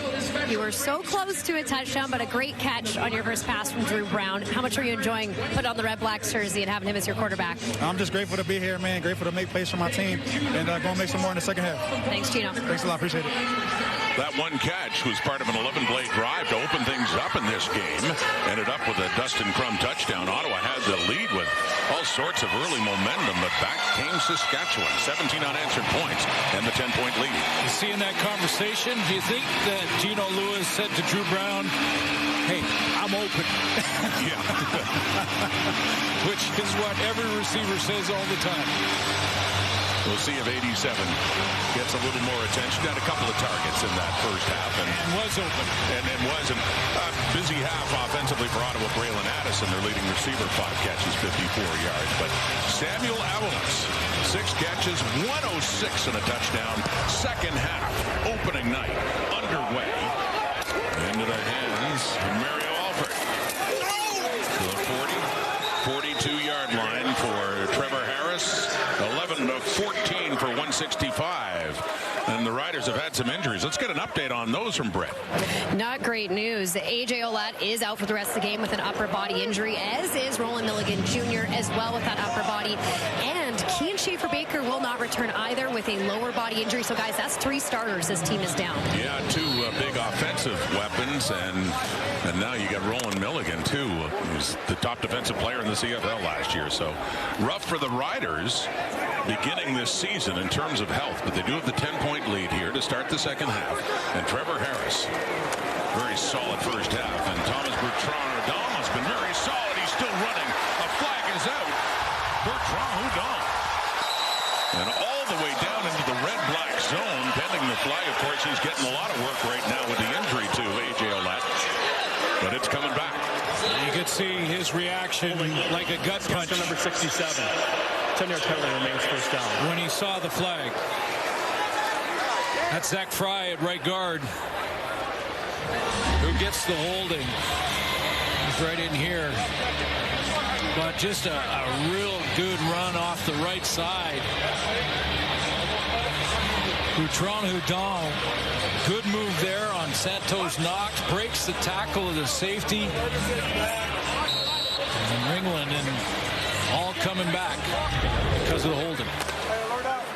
Bertrand Houdon from Mont-Saint-Hilaire, Quebec. Played CJEP all the way up. Went to Delaware for his college ball and drafted by the Saskatchewan Roughriders. standing in there, and he'll get it to the outlet for Harris and gets it up to the 35. And of course, will still set up a 2nd and long after that holding penalty. So for the REDBLACKS, Alonzo Adai hasn't come back. He's the free safety, and Charlie Ringland, the 2nd-year player of the U of S. Folks in this area will know him well from the U of S Huskies program, and he's going to get that start. Looks like the rest of the game so far anyway at safety. He was drafted by the BC Lions in 2023, his first year. Back with the Riders. Harris quickly again. Keyshawn Johnson, a nice cut. Yards after the catch, after that nice move. Following the catch to get it inside the Ottawa 40, and the Riders in business out of the gate to start this second half. Yeah, the coverage was off here, and this was a inside route from Keyshawn Johnson, who has lots of room to make this catch and time to put the brakes on and cut back to the outside. He didn't have the first down. Interception in the first half by Colton, and this time Keyshawn Johnson wins and gets to the outside in the first down. That was 2nd and a long. In his 2nd year at Fresno State, he had over 700 yards receiving in his first year in the CFL last year. Already in scoring range for the Roughriders. Up 10. Quick fake over the middle, and wide open is Johnson again. And more good running after the catch to get it all the way down to the Ottawa 15. Saskatchewan striking quickly. Keyshawn Johnson, first down Riders. Yeah, Trevor Harris is seeing the soft coverage on that left side and the short side of the field. He's on the left hash, and he just with a little fake there and then steps into this and avoids the pressure and the hit coming off that edge. And look at the room that C.J. Colton is giving Keyshawn Johnson. He's letting him get inside. Lots of room for Trevor Harris to hit him. C.J. Colton read that pick in the first half. And the Ottawa 15, a 1st and 10. Harris. Playing off again. And off to Bertrand Houdon. After the catch, 5. Touchdown. Great way to start the second half for the Saskatchewan Roughriders, as they're poised to move ahead 7 more. Well, and good for Bertrand Houdon, who remember he got that big one taken off the board for the holding call, and you could see right after that play he kind of just ducked his head and went, "Oh, you got to be kidding me! That was a big one." Well, this is even bigger. He gets in the end zone. Nice move and patient run to get outside and cross the plane. Thomas Bertrand Houdon in his 3rd year, and getting the chance after the injury to A.J. Olette, a 6-play, 68-yard drive. Bertrand Houdon gets the touchdown, and Brett Lother for the point after again. So 24 unanswered points for the Saskatchewan Roughriders after they fell behind by 7 early on. Trevor Harris, quite a night so far. They're up 17.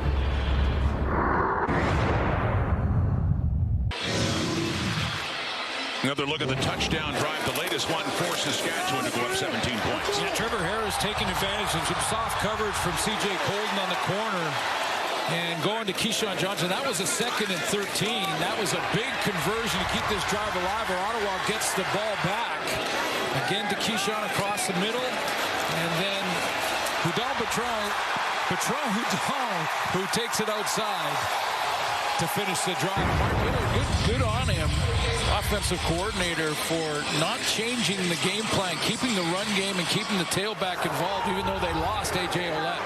Olette out for this game with the upper body injury. 24-7. A big hole for the REDBLACKS. Daniel Adeboboye with that kick return. Trevor Harris. This is an impressive debut to another season for him. His 13th in the CFL. 15 for 18. 243 yards now. 2 touchdowns, 1 pick. And Bertrand Houdon with his 3rd CFL touchdown. Well, it's got to be a sense of urgency now for Drew Brown. I mean, I know there's lots of football to be played in the second half. We're just getting started here in the second half, but This game is slipping away, and Ottawa needs a drive. Missed a couple opportunities here. Brown to pass. Completes that one. It's Hardy again up around the 44, so a second down and short coming up here for Ottawa. Hardy with 4 catches now for 64 yards. You know, it's just it seems like it's such a razor's edge sometimes, and you think about the end of the half when they had a chance to maybe get 3 points there and some momentum going into half and lost those last few seconds on the clock, and then had a 2nd and 13 to start the second half. Didn't get their defense off the field, turned into 7. Attaboy stays in at running back for the Red Blacks. They fake the handoff to Addison, and it's in Attaboy's hands. And to break a couple of tackles, as he can do, as he is taken out of bounds there by Nelson Lacomba. Strong. That guy, I mean, Attaboy is a strong runner. I mean, he's one of those guys that you hit him and you feel like you're just hitting a rock. His bench press in the combine, he won it his year. And I believe he bench pressed 225, which is, about the weight of a Volkswagen 29 times. I mean, he is strong. Got the first down up near midfield. Brown steps up, wobbly pass. Didn't get all rid of it there. It looks like a little bit of contact. And it just flutters down. Fortunately, not picked off from a Red Black point of view. A few things here, Rod. One is it was full pressure from Saskatchewan. And Drew Brown had his back out of the backfield here in Williams Stanback. But Stanback thought he should put the brakes on and be the hot route after he saw the pressure. And Drew Brown thought he was going to keep going up the field. So just a little communication break right there. That was Jameer Thurman, the middle linebacker, coming in on Brown and just making contact as he got it away. So second down and 10. Throwing again, it's caught. Keelan White. The 3rd overall pick in the 2025 CFL draft with another catch. Keelan White with his 3rd catch. Little inside motion in the trips formation to get inside to be the under route. But I like his confidence to catch the ball with his hands, first of all, not try to trap it against his body. Remember, this is a 23-year-old rookie. He's made the starting lineup and doesn't look out of place at all. Tommy Condell has tons of confidence in the young receiver. Important drive for the Red Blacks. Who had one really good one to start the game. Trying to add to that now, William Stanback. And running with the kind of power that we've become used to seeing at a Stanback, especially going back to his Montreal days. And slow to get things started here for Ottawa, but has a good pickup there. Well, they're chasing the scoreboard now too, though. That's where you don't want to abandon the tailback, but you've got to get some points on the board. You've got to start pushing the ball and play with that sense of urgency in the passing game, or it disappears on you. That clock just disappears and runs out. Getting closer to halfway already through this 3rd quarter. Gain of 6, 2nd and 4. 4-man rush. It's complete. Over the middle and caught. Braylon Addison again. He has been the leading receiver for the Red Blacks in this opening night game. He gets that one down inside the Rider 25. Braylon Addison, when you see this inside cut, you see how he just delays so he doesn't get too high on the deep player and DeMarcus Fields. He's playing the deep half, and Addison uses veteran savvy there to just gear down and present a target. Down to the 21, 1st and 10. Red Blacks on the move, taking the pass is Stanback. And he breaks a couple of tackles and gets down close to the 15. Stanback working hard now in his Ottawa Red Blacks debut. Yeah, and that tells me that maybe it was Stanback who made the wrong call on that blitz that was almost intercepted, and Drew Brown went incomplete, because this is I'm going to thank you for the ball again. Thank you for trusting me again. Now I'm going to make something happen and break about 3 tackles.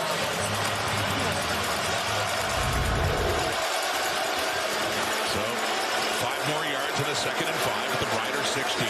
Red Blacks trailing now by 17 points. 3rd quarter. Rolling out. Escapes the pocket, but a flag comes out as that one is just thrown out of bounds. Closest Ottawa receiver was Gino Lewis. Good angle there from Caleb Sanders on the pass rush to not give Drew Brown the edge.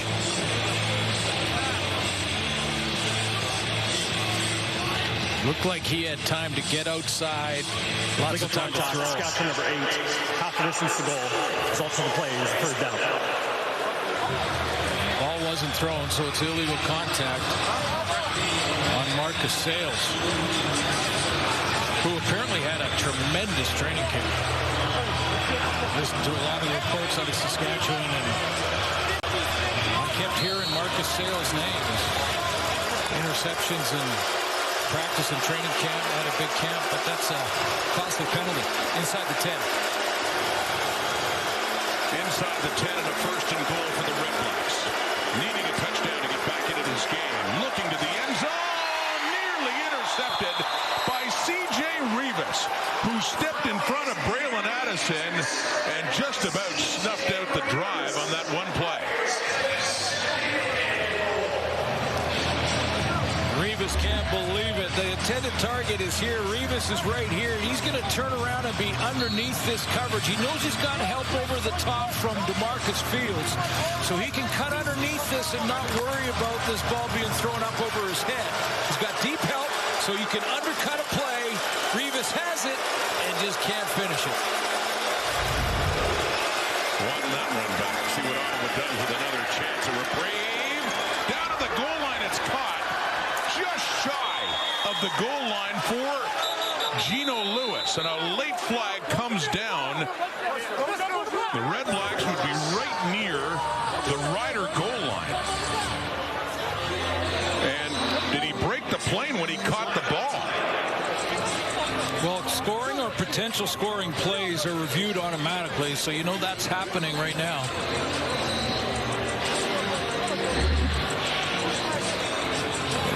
Tough throw. Had to change the arm angle for Drew Brown to throw it around the rush. And does that ball cross the plane? Does he? The front part of that goal line, the ball has to be across it.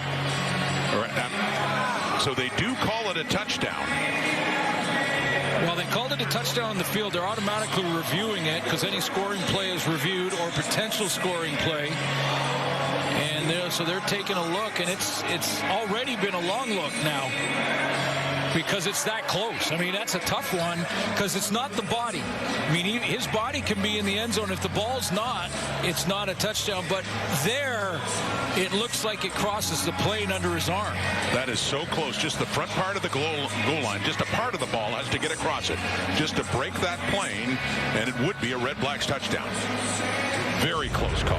How about the strong hands of Gino Lewis, too, just ripping that down.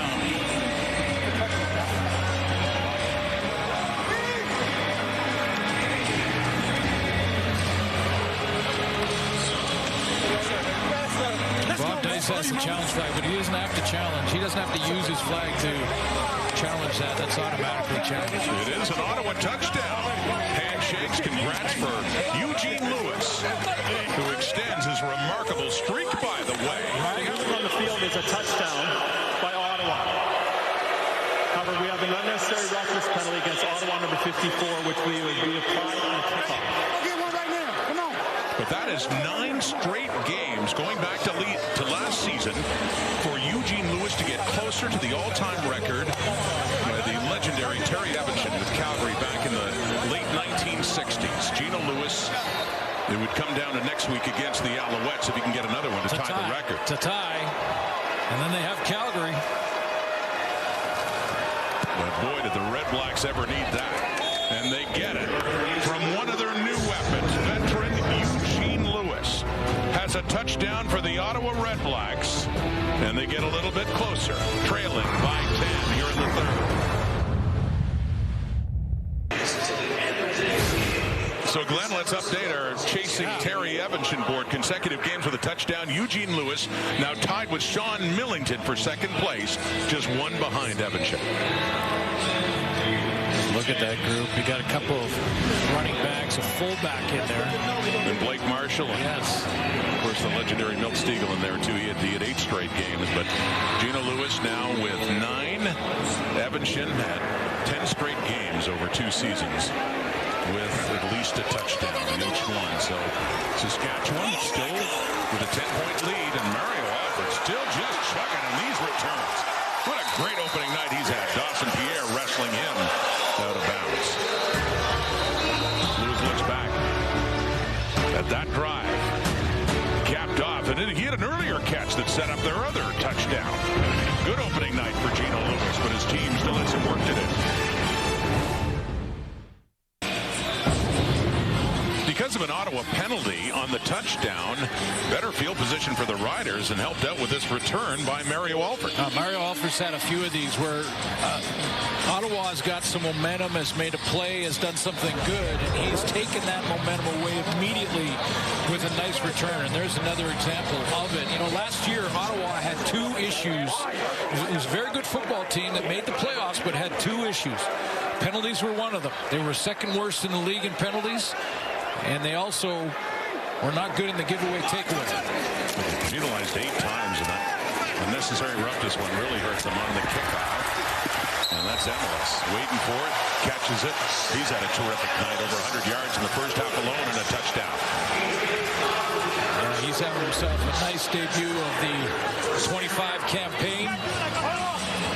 Trevor Harris is forcing this brand new Ottawa secondary to figure it out quickly. It's picking them apart. That revamped secondary you talked about, and missing their safety, Alonzo Adai, and there's one of the newcomers on the boundary corner, CJ Colden. He was with the REDBLACKS last year, but getting into just his second CFL game. In the Ottawa 28, Riders coming right back, starting with great field position and good running here. Thomas Bertrand Udon. We saw A.J. Olette on the sidelines earlier. His day is done, but this guy, Bertrand Udon, has been running hard. Well, the coaches, the running back room has a brand new coach for the Saskatchewan Roughriders, and he's a familiar face to football fans in the CFL and in our country. And his name is Andrew Harris. I think I've heard of him. You've heard of him, I think, and he is in the running back room teaching these guys the nuance of being an elite player at this level, because that's exactly what Andrew Harris was as a player. Of course, former teammate of A.J. Olette, who was injured in the first half, and hopefully it's not anything serious. They were teammates in Toronto, and coming over, and you see the way Bertrand Udon is running, and not unlike the way Mr. Harris used to run. Oh, I mean, that's a good point. Ran hard. And got an injury in the field for the Saskatchewan offense, so we'll take another break. The Rider lead down to 10, but they are threatening again. We'll be back.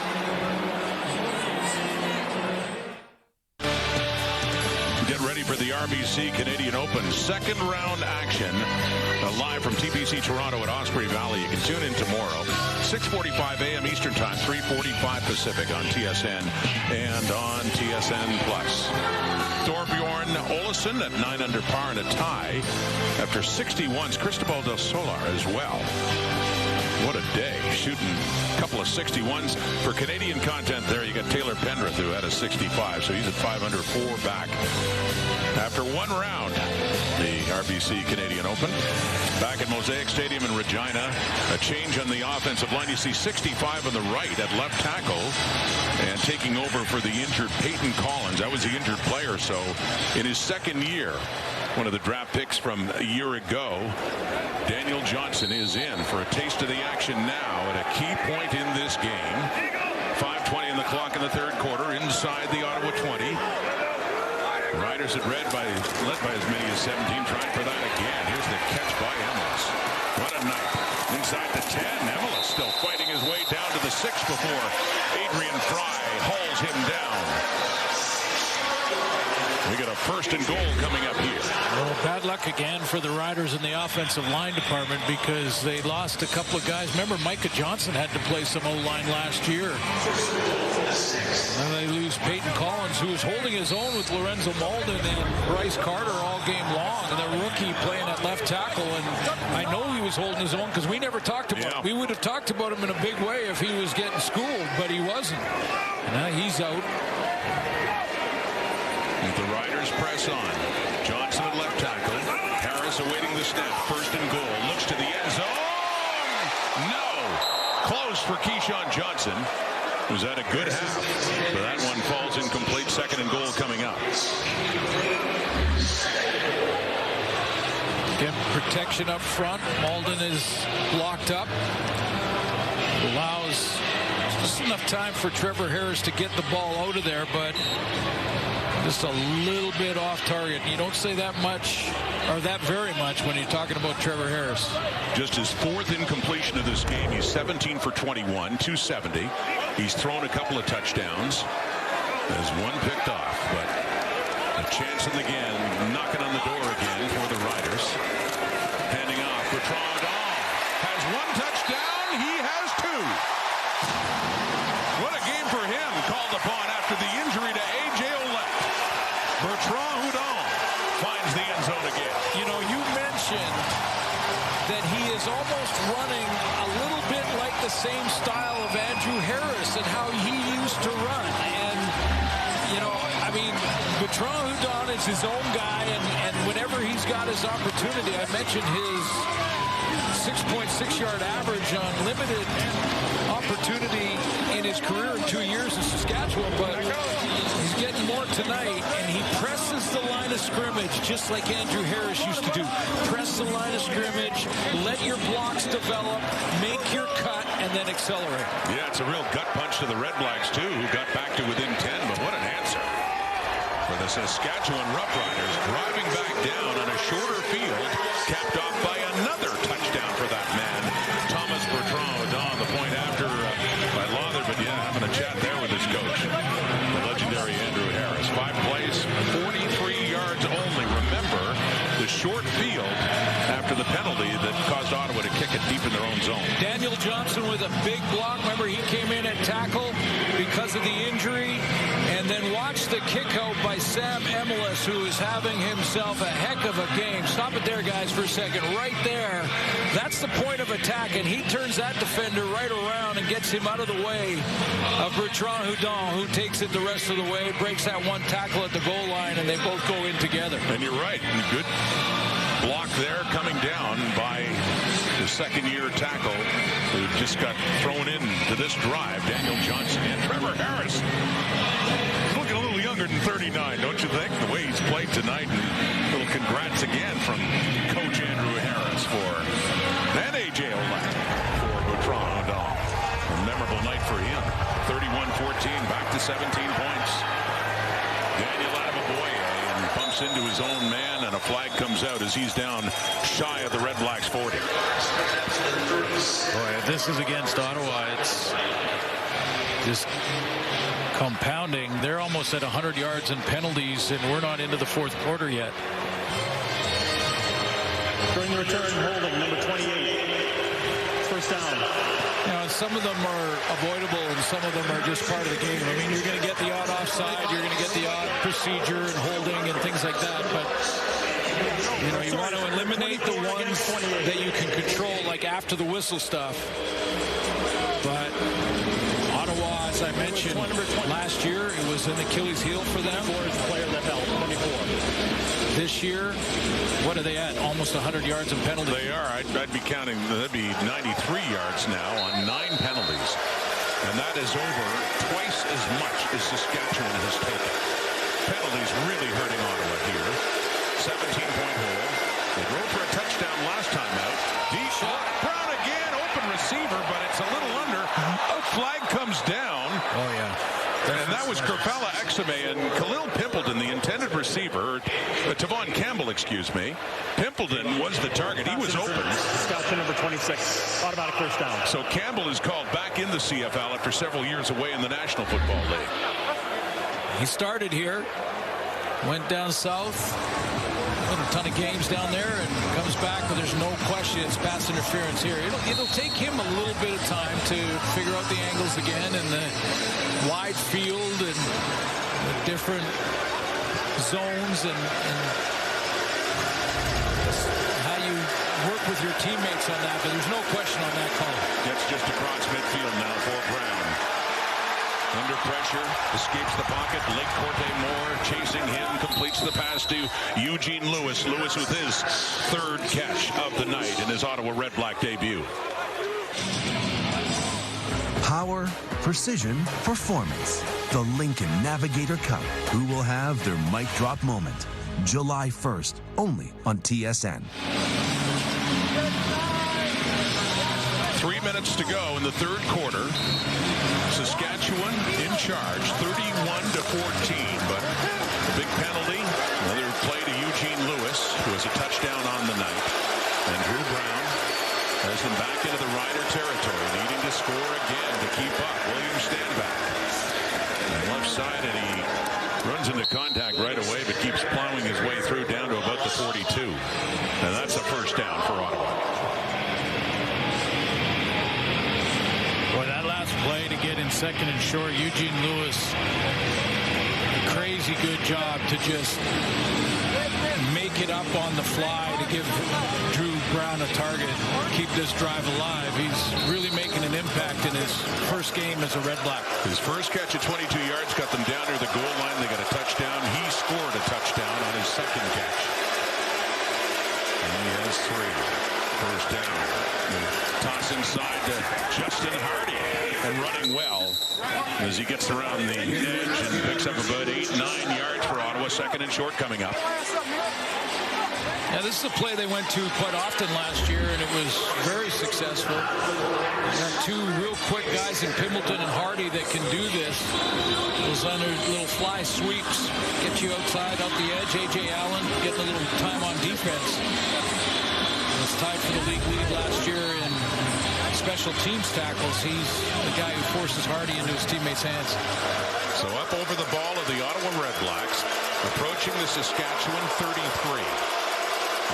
It's about 1.5 yards to go for another first down. Brown handing off to Stanback, and he is stopped in his tracks, and he might even be shy of a first down. It'll be very close. Well, there's no question what Bob Dice will do no matter what the call. He's leaving his offense out there. It's just a matter of whether or not it's short yardage or a first down. They're saying third down. He didn't get there. That was a big hit by Jameer Thurman. And take a look at Thurman in the middle. 76 defensive tackles last year. I think he's one of those leaders in the middle like Wynton McManus in Toronto. Well, a big third down now. They don't need much. Just a couple of inches when you look at the sticks. But they're down 17 points. It's getting a little late in the third quarter. Half a minute to go. Dustin Crum is in. And it looks like he will have enough to keep this drive going as they approach the Saskatchewan 30. Was it just me, or is that the second time Dustin Crum is not mishandled the snap, but has to hesitate to make sure he's secured the ball before he hits the hole and gets up in there? So it's the last play of the third quarter coming up here. In a 31-14 game. But Rider response after Ottawa got back to within 10. Big difference here. Three-man rush. Brown gets rid of it. Wide open is Hardy. 15-10. And pushed out of bounds at about the Saskatchewan 8 by Nelson Lacombo. So the fourth quarter will begin. They switch ends, but Ottawa pressing again. Needing a touchdown to get back in it and make it a game in the final quarter of the first game of the CFL season. After 3, Saskatchewan leads the Red Blacks by 17.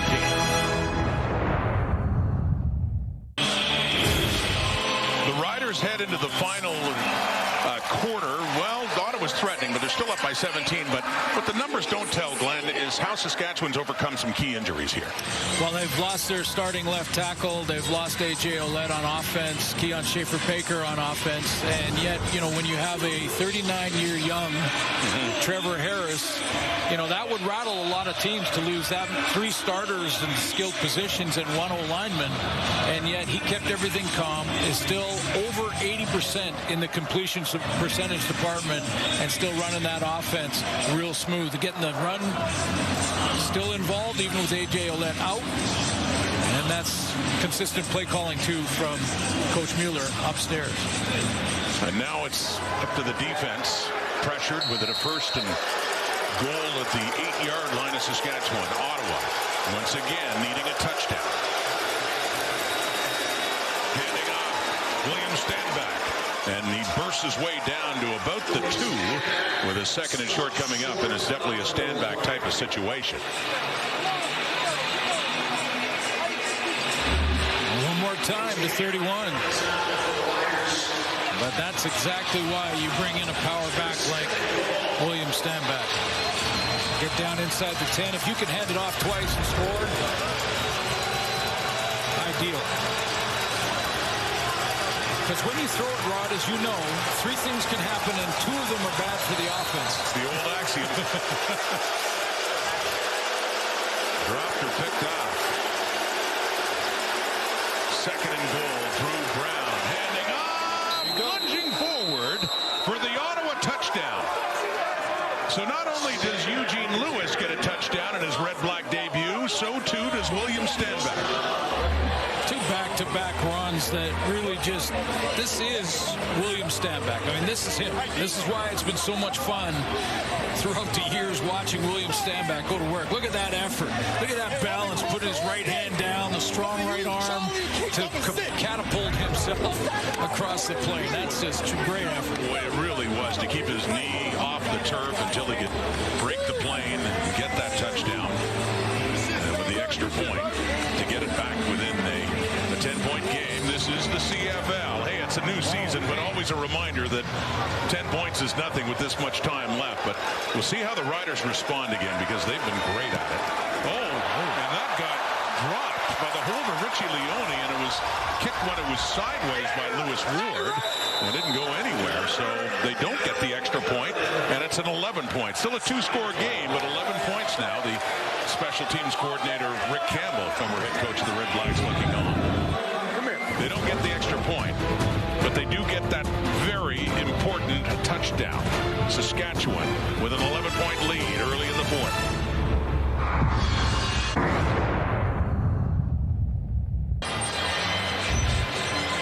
Well, some issues with the hold here from Richie Leone on the extra point, and it just falls right off the tee. It looked like Leone was trying to get the lace away, and ever since that extra point was moved back, it is important to get the lace away, and it falls off the tee. So special teams coordinator Rick Campbell, former head coach in BC. And before that, head coach in Ottawa won a Grey Cup with the Red Blacks in 2016 when his special teams coordinator was Bob Dice. They're good friends, and Dice was happy to have Rick Campbell come back to Ottawa. Mario Alford on the return, and once again, it's a good place to start for that Rider offense. But that's a big point. I mean, that's a big point. Yeah, it's 2 possessions. Still remains 2 possessions. However, Ottawa will need a 2-point convert, so they really need those 3 big plays. They need the touchdown, they need a 2-point convert, and then get the ball back and kick a field goal to tie, provided their defense can get a stop. And a conversation there. Leone is the punter and has been the holder for Lewis Ward for years, and they have worked so well together. So that's just a rare miscue. And if you're taking the snap, and you said it looked like an issue with the lace as well to get it turned around, but they talked that over. And well, it used to be when the converts were closer. Any close field goal, the kickers will tell you, don't worry about the lace. Let's just get it done, get it down. But the problem is not that the kicker hurts his foot on the lace. That's not the problem. The problem is if you kick the lace, it can take the ball sideways. It can take the trajectory in a different way, in a different direction. So that's why they don't want the lace. They want a nice smooth surface to hit. So, you know, and when the extra point gets pushed back, it becomes that much more important. And I know you know of what you speak as a longtime holder for the Saskatchewan Roughriders for Dave Ridgway. Robo-kicker. Yeah. Back in the day. I know you had that experience many times, including what must have been a nerve-wracking one to win the Grey Cup in 1989. Well, an aspect of the game that gets taken for granted by well, it does. And, you know, I will say that I had a center in Bob Poley who could snap it and knew exactly where the lace would end up to make sure I never had to deal with it, which was really bizarre to me that he could figure that out. Rider football, still in front 11. Trevor Harris going back to work, dumping that one off. That's intended for Del Duncan Busby in his second year. And first target falls incomplete, second down. Well, with Schaefer Baker out, Del Duncan Busby is going to get some playing time here. Action in 7 games in his rookie season. Had a few catches. Got his feet wet. His big game, the game where you kind of went, Duncan Busby can get it done, it was Ottawa. He played against Ottawa. He had almost 100 yards that game. 7 for 7, 7 targets, 7 catches. Big second down for the Ottawa defense here. Harris completes it. It is caught by Myers. Tried to turn around. Adrian Fry had a hold of him, and that's a big hold too for Ottawa. Well shy of a first down and a 2-and-out, and a rare one lately for Saskatchewan's offense, as we're going to see Joe Couch, the new punter for the Roughriders, coming out. And Holder. Saw him earlier on in this game. So technically the first punt. Brett Lother punted one after the field goal try went awry. So from Australia, Joe Couch for Devontae Dedman. After a punt of 44 yards, and their coverage unit has Dedman wrapped up pretty nicely, just outside the 20. When we come back, Britt's going to have more. Drew Brown and his relationship with his offensive coordinator, Tommy Condell, how well they're working together. Second year as the Red Black starter, and second year working under offensive coordinator Tommy Condell. Let's go back to Brett. Well, simply put, Rod, he said he's his favorite coach he's ever had. And he actually talked to his former teammate, Zach Collaros, because Collaros had Condell as his OC about a decade ago when they were both kind of newcomers in Hamilton.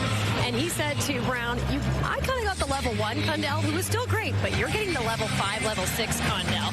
And when I asked Brown about his response to that, he said, well, he doesn't believe he has all the answers, but he works really hard to find all them. So we'll see what answers he comes up with, guys, as this fourth quarter winds down. Yeah, he really was, Brett, singing Tommy Condell's praises when we talked to him this week about this game. We're down by 11. Back to work he goes. William Stanback picking things up in the second half now. Had a touchdown the last possession and has a good pickup on that reception there for Ottawa. Yeah, you think about the numbers for Drew Brown last year, missing 3 games and throwing for just shy of 4,000 yards.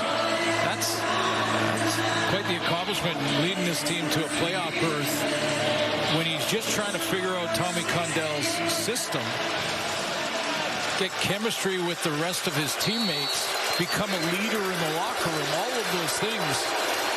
I think he's expecting and really feels good about this season, confident about this season, and taking that to another level. It's a first down. Red Blacks up to the 32 after the catch by Stanback. Brown loses time, and he is down. Coming in, it's Haba Baldonado. A global player from Italy, went to school at the University of Pittsburgh. This is his 3rd year with the Saskatchewan Roughriders, and big sack of quarterback Drew Brown. Baldonado. Well, he came on in the second half of last year, and you start to really notice him when he goes just right by what looked like the turnstiles of Darte Lee, playing on that right tackle spot in the second year at a UTEP, and he was just sprinted past him. He had 2 sacks last year. He's got one tonight. And Brown further back. He completes it. Underneath, Keelan White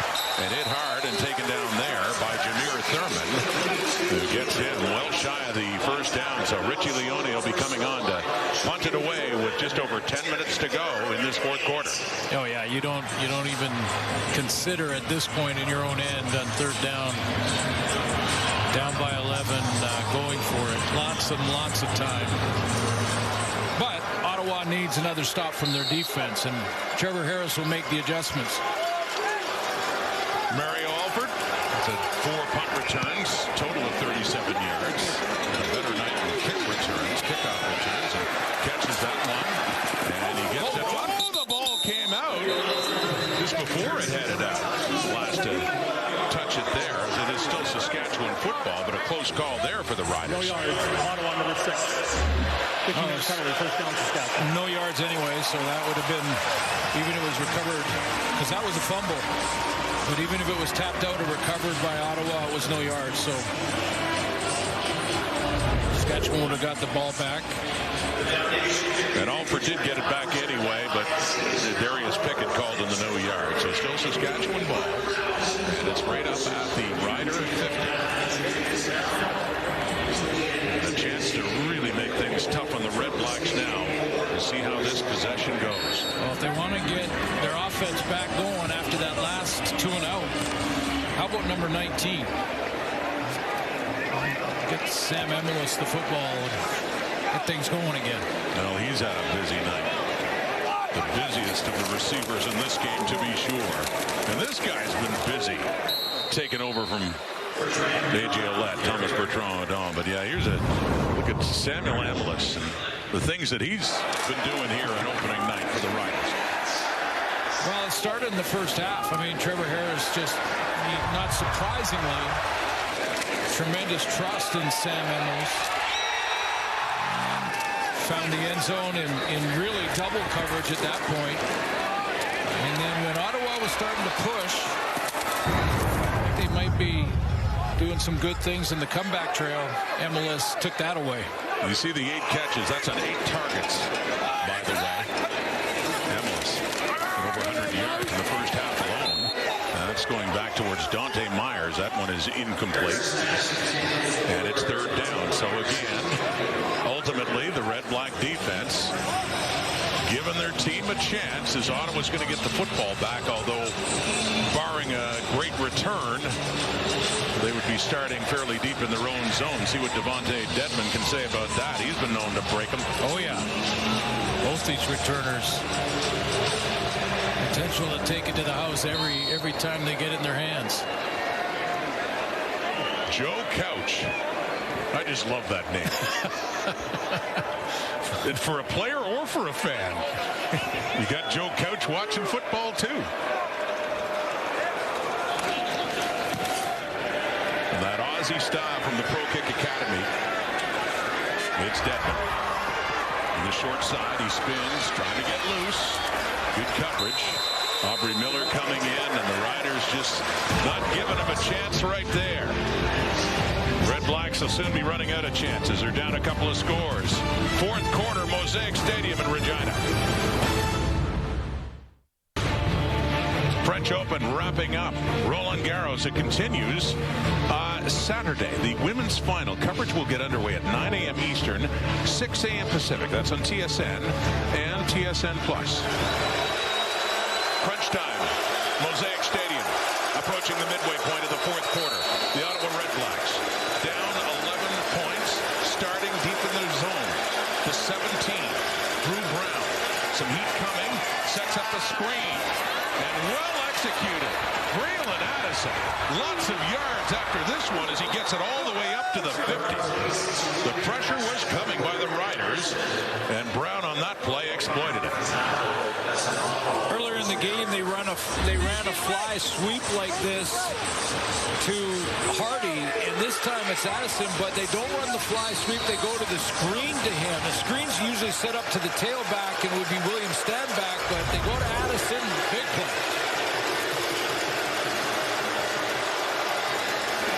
Quickly again, Brown back to Gino Lewis, and gets more good yardage on first down. Malik Carney taking him down, but it'll be a second and short coming up. Heading to about 7 minutes to go here in the fourth quarter. Nice play calling to start this drive, an important one to get down and close the gap here. Tommy Condell going with the screen to Addison on first down. Big gain there, and then back to a wide receiver screen. Right there to Gino Lewis. Crowd picking up. Red-black ball back in the hands of William Stanback. That is his first touchdown as a red-black earlier in this quarter. Enough for the first down inside the Rider 50. Micah Johnson's going to have to report wearing 57 if he's going to play defense when they lost their left tackle in Peyton Collins. Daniel Johnson goes in and plays for him, but that's the only O-lineman left, or potential O-lineman, is Micah Johnson for the Riders. On the ground again, Stanback on first down. And he works his way inside the Saskatchewan 45. Yeah, with Micah Johnson, we saw that last year. Suits with all the injuries in the offensive line. Johnson had to play some O-line. Looks like, of course, with the uniform change, he's just going to be ready to go should they need him to go back to offensive line in this game.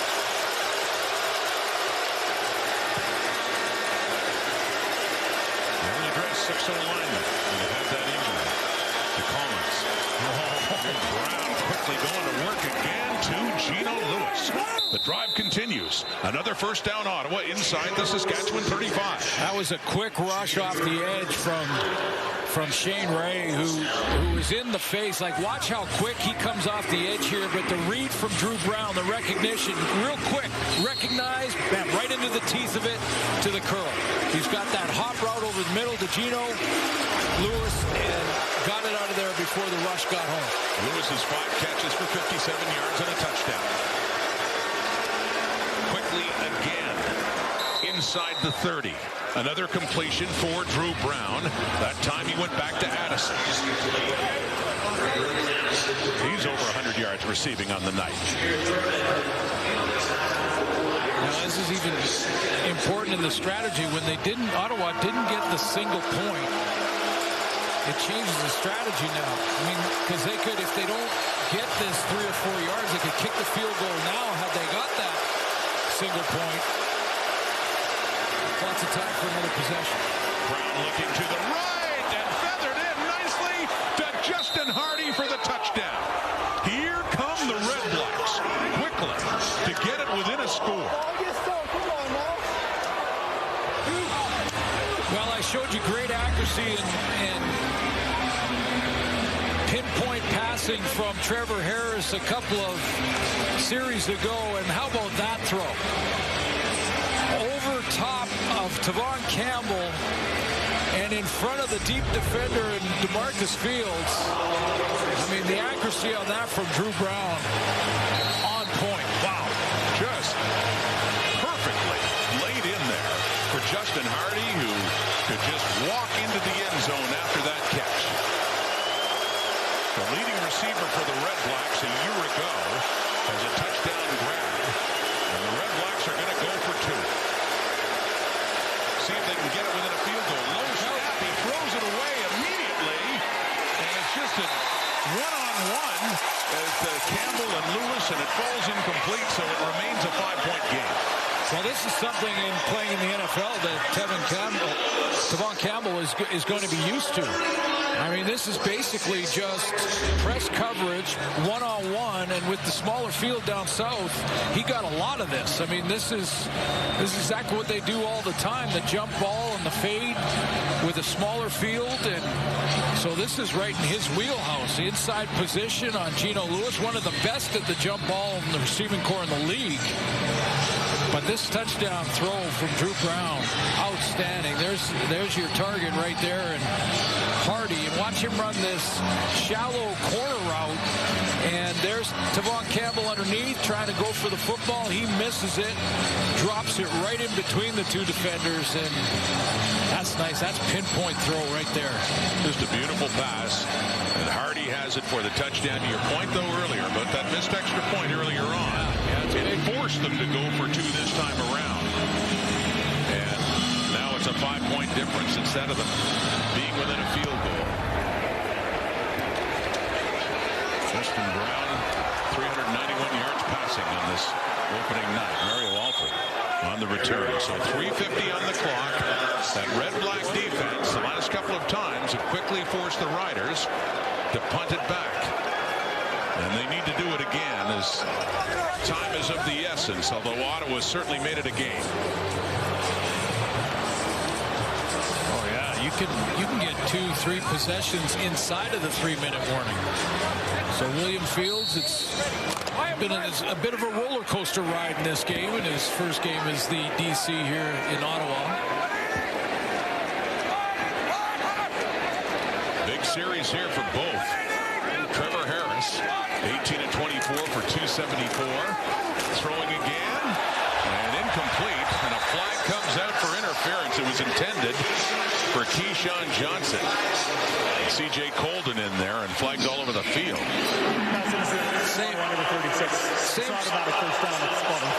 Same sort of roller coaster for Colden, who had that early interception.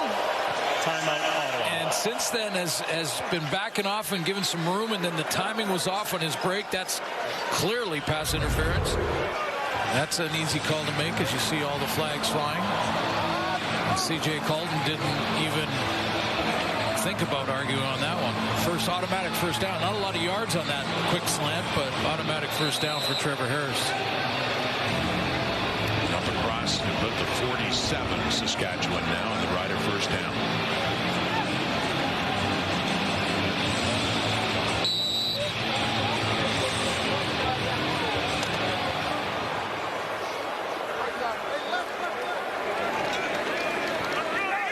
Yeah, the difference in penalties. Rearing its ugly head for Ottawa in this night. Handing off Thomas Bertrand-Houdon. Tackled there by Javon Santos-Knox. He works his way up across the 50. So 2nd and 6 coming up. More 7. 6.5. This night 1. We get close to the 3-minute warning in the opening game, the first of 81 in this regular season. Tomorrow, it's the Owls hosting the Argos. You get the doubleheader on Saturday with the Ticats in Calgary and Edmonton and BC Plus. 2nd and 7. Call it. That is not. That's big. Keyshawn Johnson. The ball comes out. Red Blacks say they haven't. And indeed they do. Johnson can't hang on after he caught the ball, and Ottawa getting a big break here, forcing him just inside midfield in the Saskatchewan zone. Adrian Fry makes the play. Red Black football.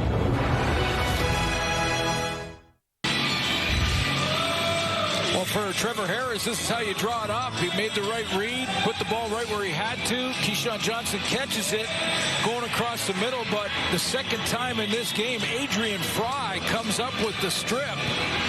Ball is out. That was a fumble. Ottawa recovers, and Drew Brown gets the football back. Second forced fumble for Adrian Fry. Did it to Emilus back in the first quarter, so here we go. Red Blacks down 5. Under 3 minutes, big pressure coming in is Jameer Thurman with the sack on Brown back at the Ottawa 45, and a long second down coming up.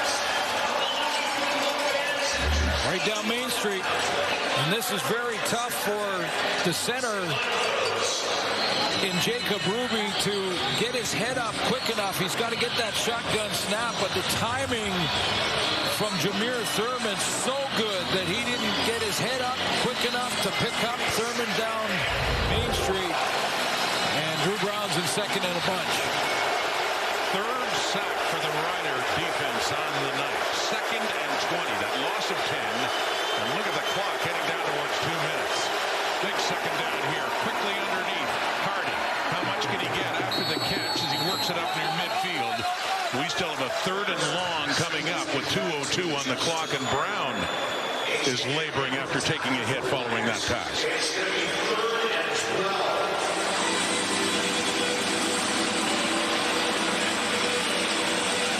On the previous play, excuse me, that he took the hit right when down. Thurman got him. Yeah. Still time. I think Bob Dice making the right call here. He's got 2 minutes on the clock. That's plenty of time, but he'll need a 2 and out from his defense, and he's got a timeout inside the 3-minute warning. So punt the ball away. Rely on the defense to get the 2 and out and maybe get one more possession. Punt by Leone. Alford has it inside the 20. Cuts it back up, gets up to around the 26, 27. So 1:46 on the clock. Riders need to get a little drive going to wrap this up, and the Red Blacks looking to get the ball one more time. As mentioning the remainder of week 1, the defending Grey Cup champion Argos and a rematch with the Alouettes. They beat them in Montreal in the East Final last year. That's tomorrow, 7 Eastern, Friday Night Football, and doubleheader. Hamilton and Calgary. Suits and I will be heading to Vancouver for Trey Ford and Nathan Rourke with the Elks in the I was going to ask you, Rod, like, what's your, you know what, I won't ask you. What's your favorite Snoop Dogg song? I'll go with the one most receivers hate, Drop It Like It's Hot. Okay. He's opening the show in Vancouver. Yeah, he is. Snoop Dogg will be there. So there's they keep it on the ground on first down. Bertrand Odas. So it's going to be a 2nd and long, a very large 2nd and long coming up here for the Red Black defense. Right here. Ottawa gets the stop, and the strategy from Bob Dice to not go out on 3rd and long pays off. Trevor Harris converts here. He can drain another 35 maybe, 40 seconds off the clock at the very least with 2 more plays. And it's ticking now down to a minute and a half in this opening game in a 2nd and 8. Harris quickly to throw over the middle. It's caught by Picton. What a big catch for Mitch Picton. Another completion for Harris. We're arguing no, but they move up quickly over the ball, and that first down. That's the bender, and how about the confidence and the timing from Trevor Harris? Had a coverage underneath from Davion Taylor. The previous play is under review by the command center.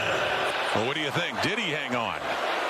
Red Blacks saying no. That you could see the movement of that football. Well, Picton was over there waving immediately, trying to tell his coach that this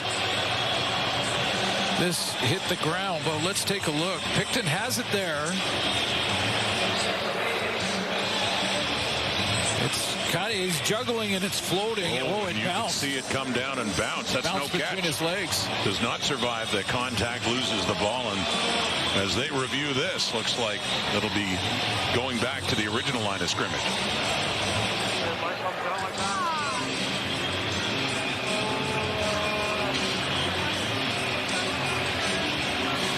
That angle from behind looked...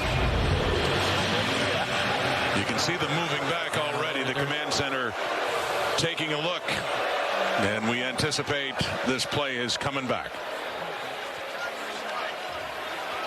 After automatic review by the command center, the pass is incomplete. It's 3rd down.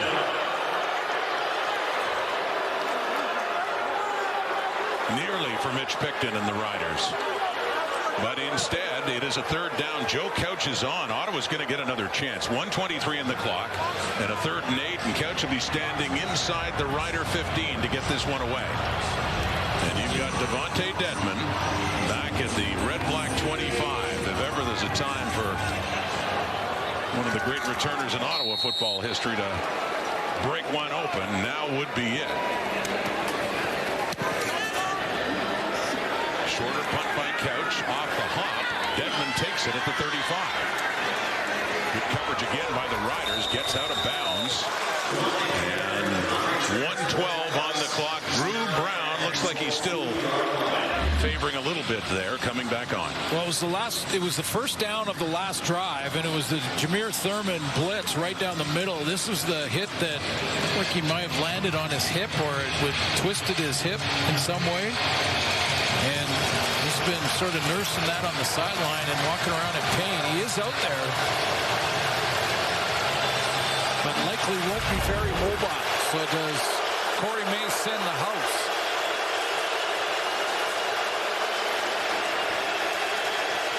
Crowd getting louder now. Heading out of the final minute. The throw Addison. And it was DeMarcus Fields coming in as well. He is the player who is down, coming in with a chance for an interception that could have effectively ended this game.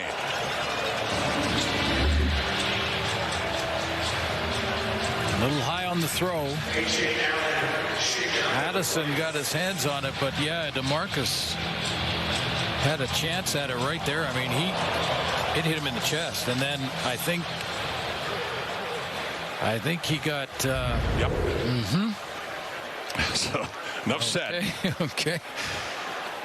Some things don't require description. Oh, good to see him getting up. He's going to have to come off, though, for 3 plays. It's a painful one, but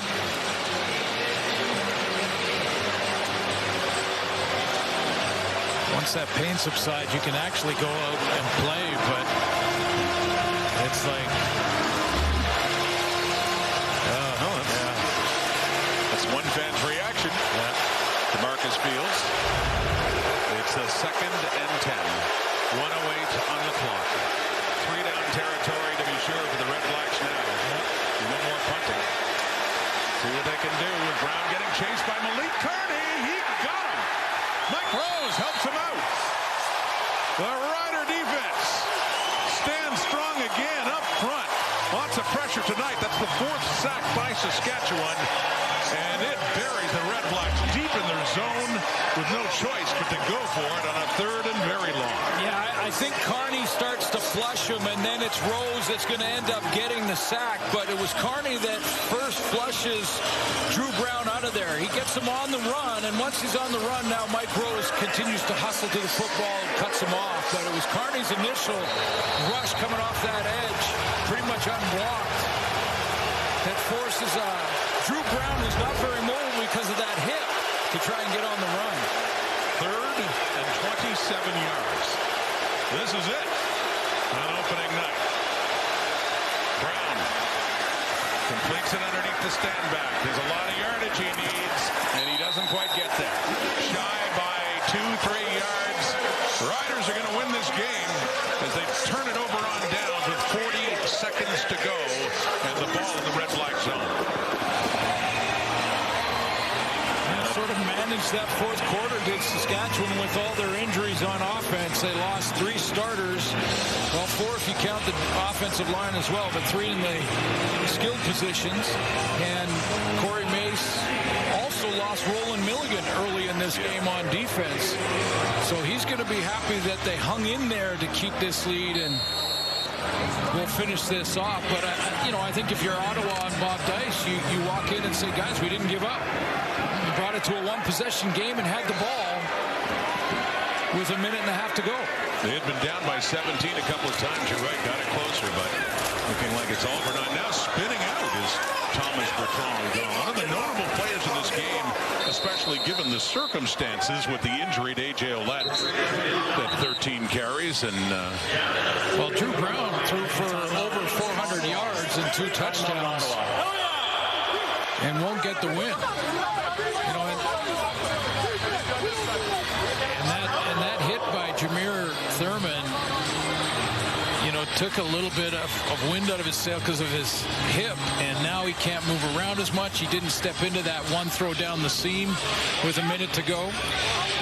So some timing issues there with Ottawa getting the ball last of the 1.5 minutes there with a chance to go down and put the winning points on the board. But full credit to the Rider defense.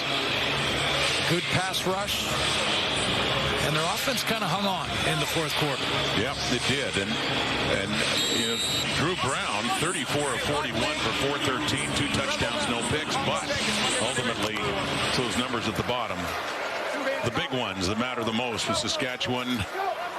Now 0.5 minute to go, hanging on to that 5-point lead and just trying to kill the clock. Back to Bertrand Houdon. A couple of touchdowns on this night, one rushing, the other one receiving. So an admirable job by him in light of what you talked about, all the injuries the Roughriders have faced. Yeah, Bertrand Houdon had a tremendous game. Really did. And Coach Mueller up in the booth, the offensive coordinator, didn't hesitate to give him the ball. I mean, yes, they lost Schaefer Baker. I mean, A.J. Ouellette out of the lineup, and Coach Mueller just said, yeah, we're going to stay with our game plan and have tremendous confidence in Bertrand Houdon, and 2 touchdowns later and a 31-26 lead. And kill the clock here and get the first win of the season.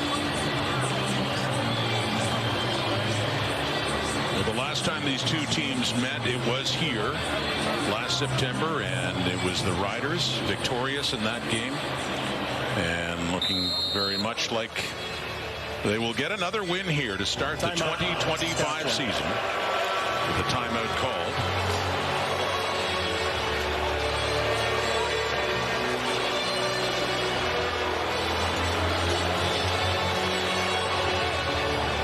Third and 7, the Ottawa 36 with 8 seconds to go.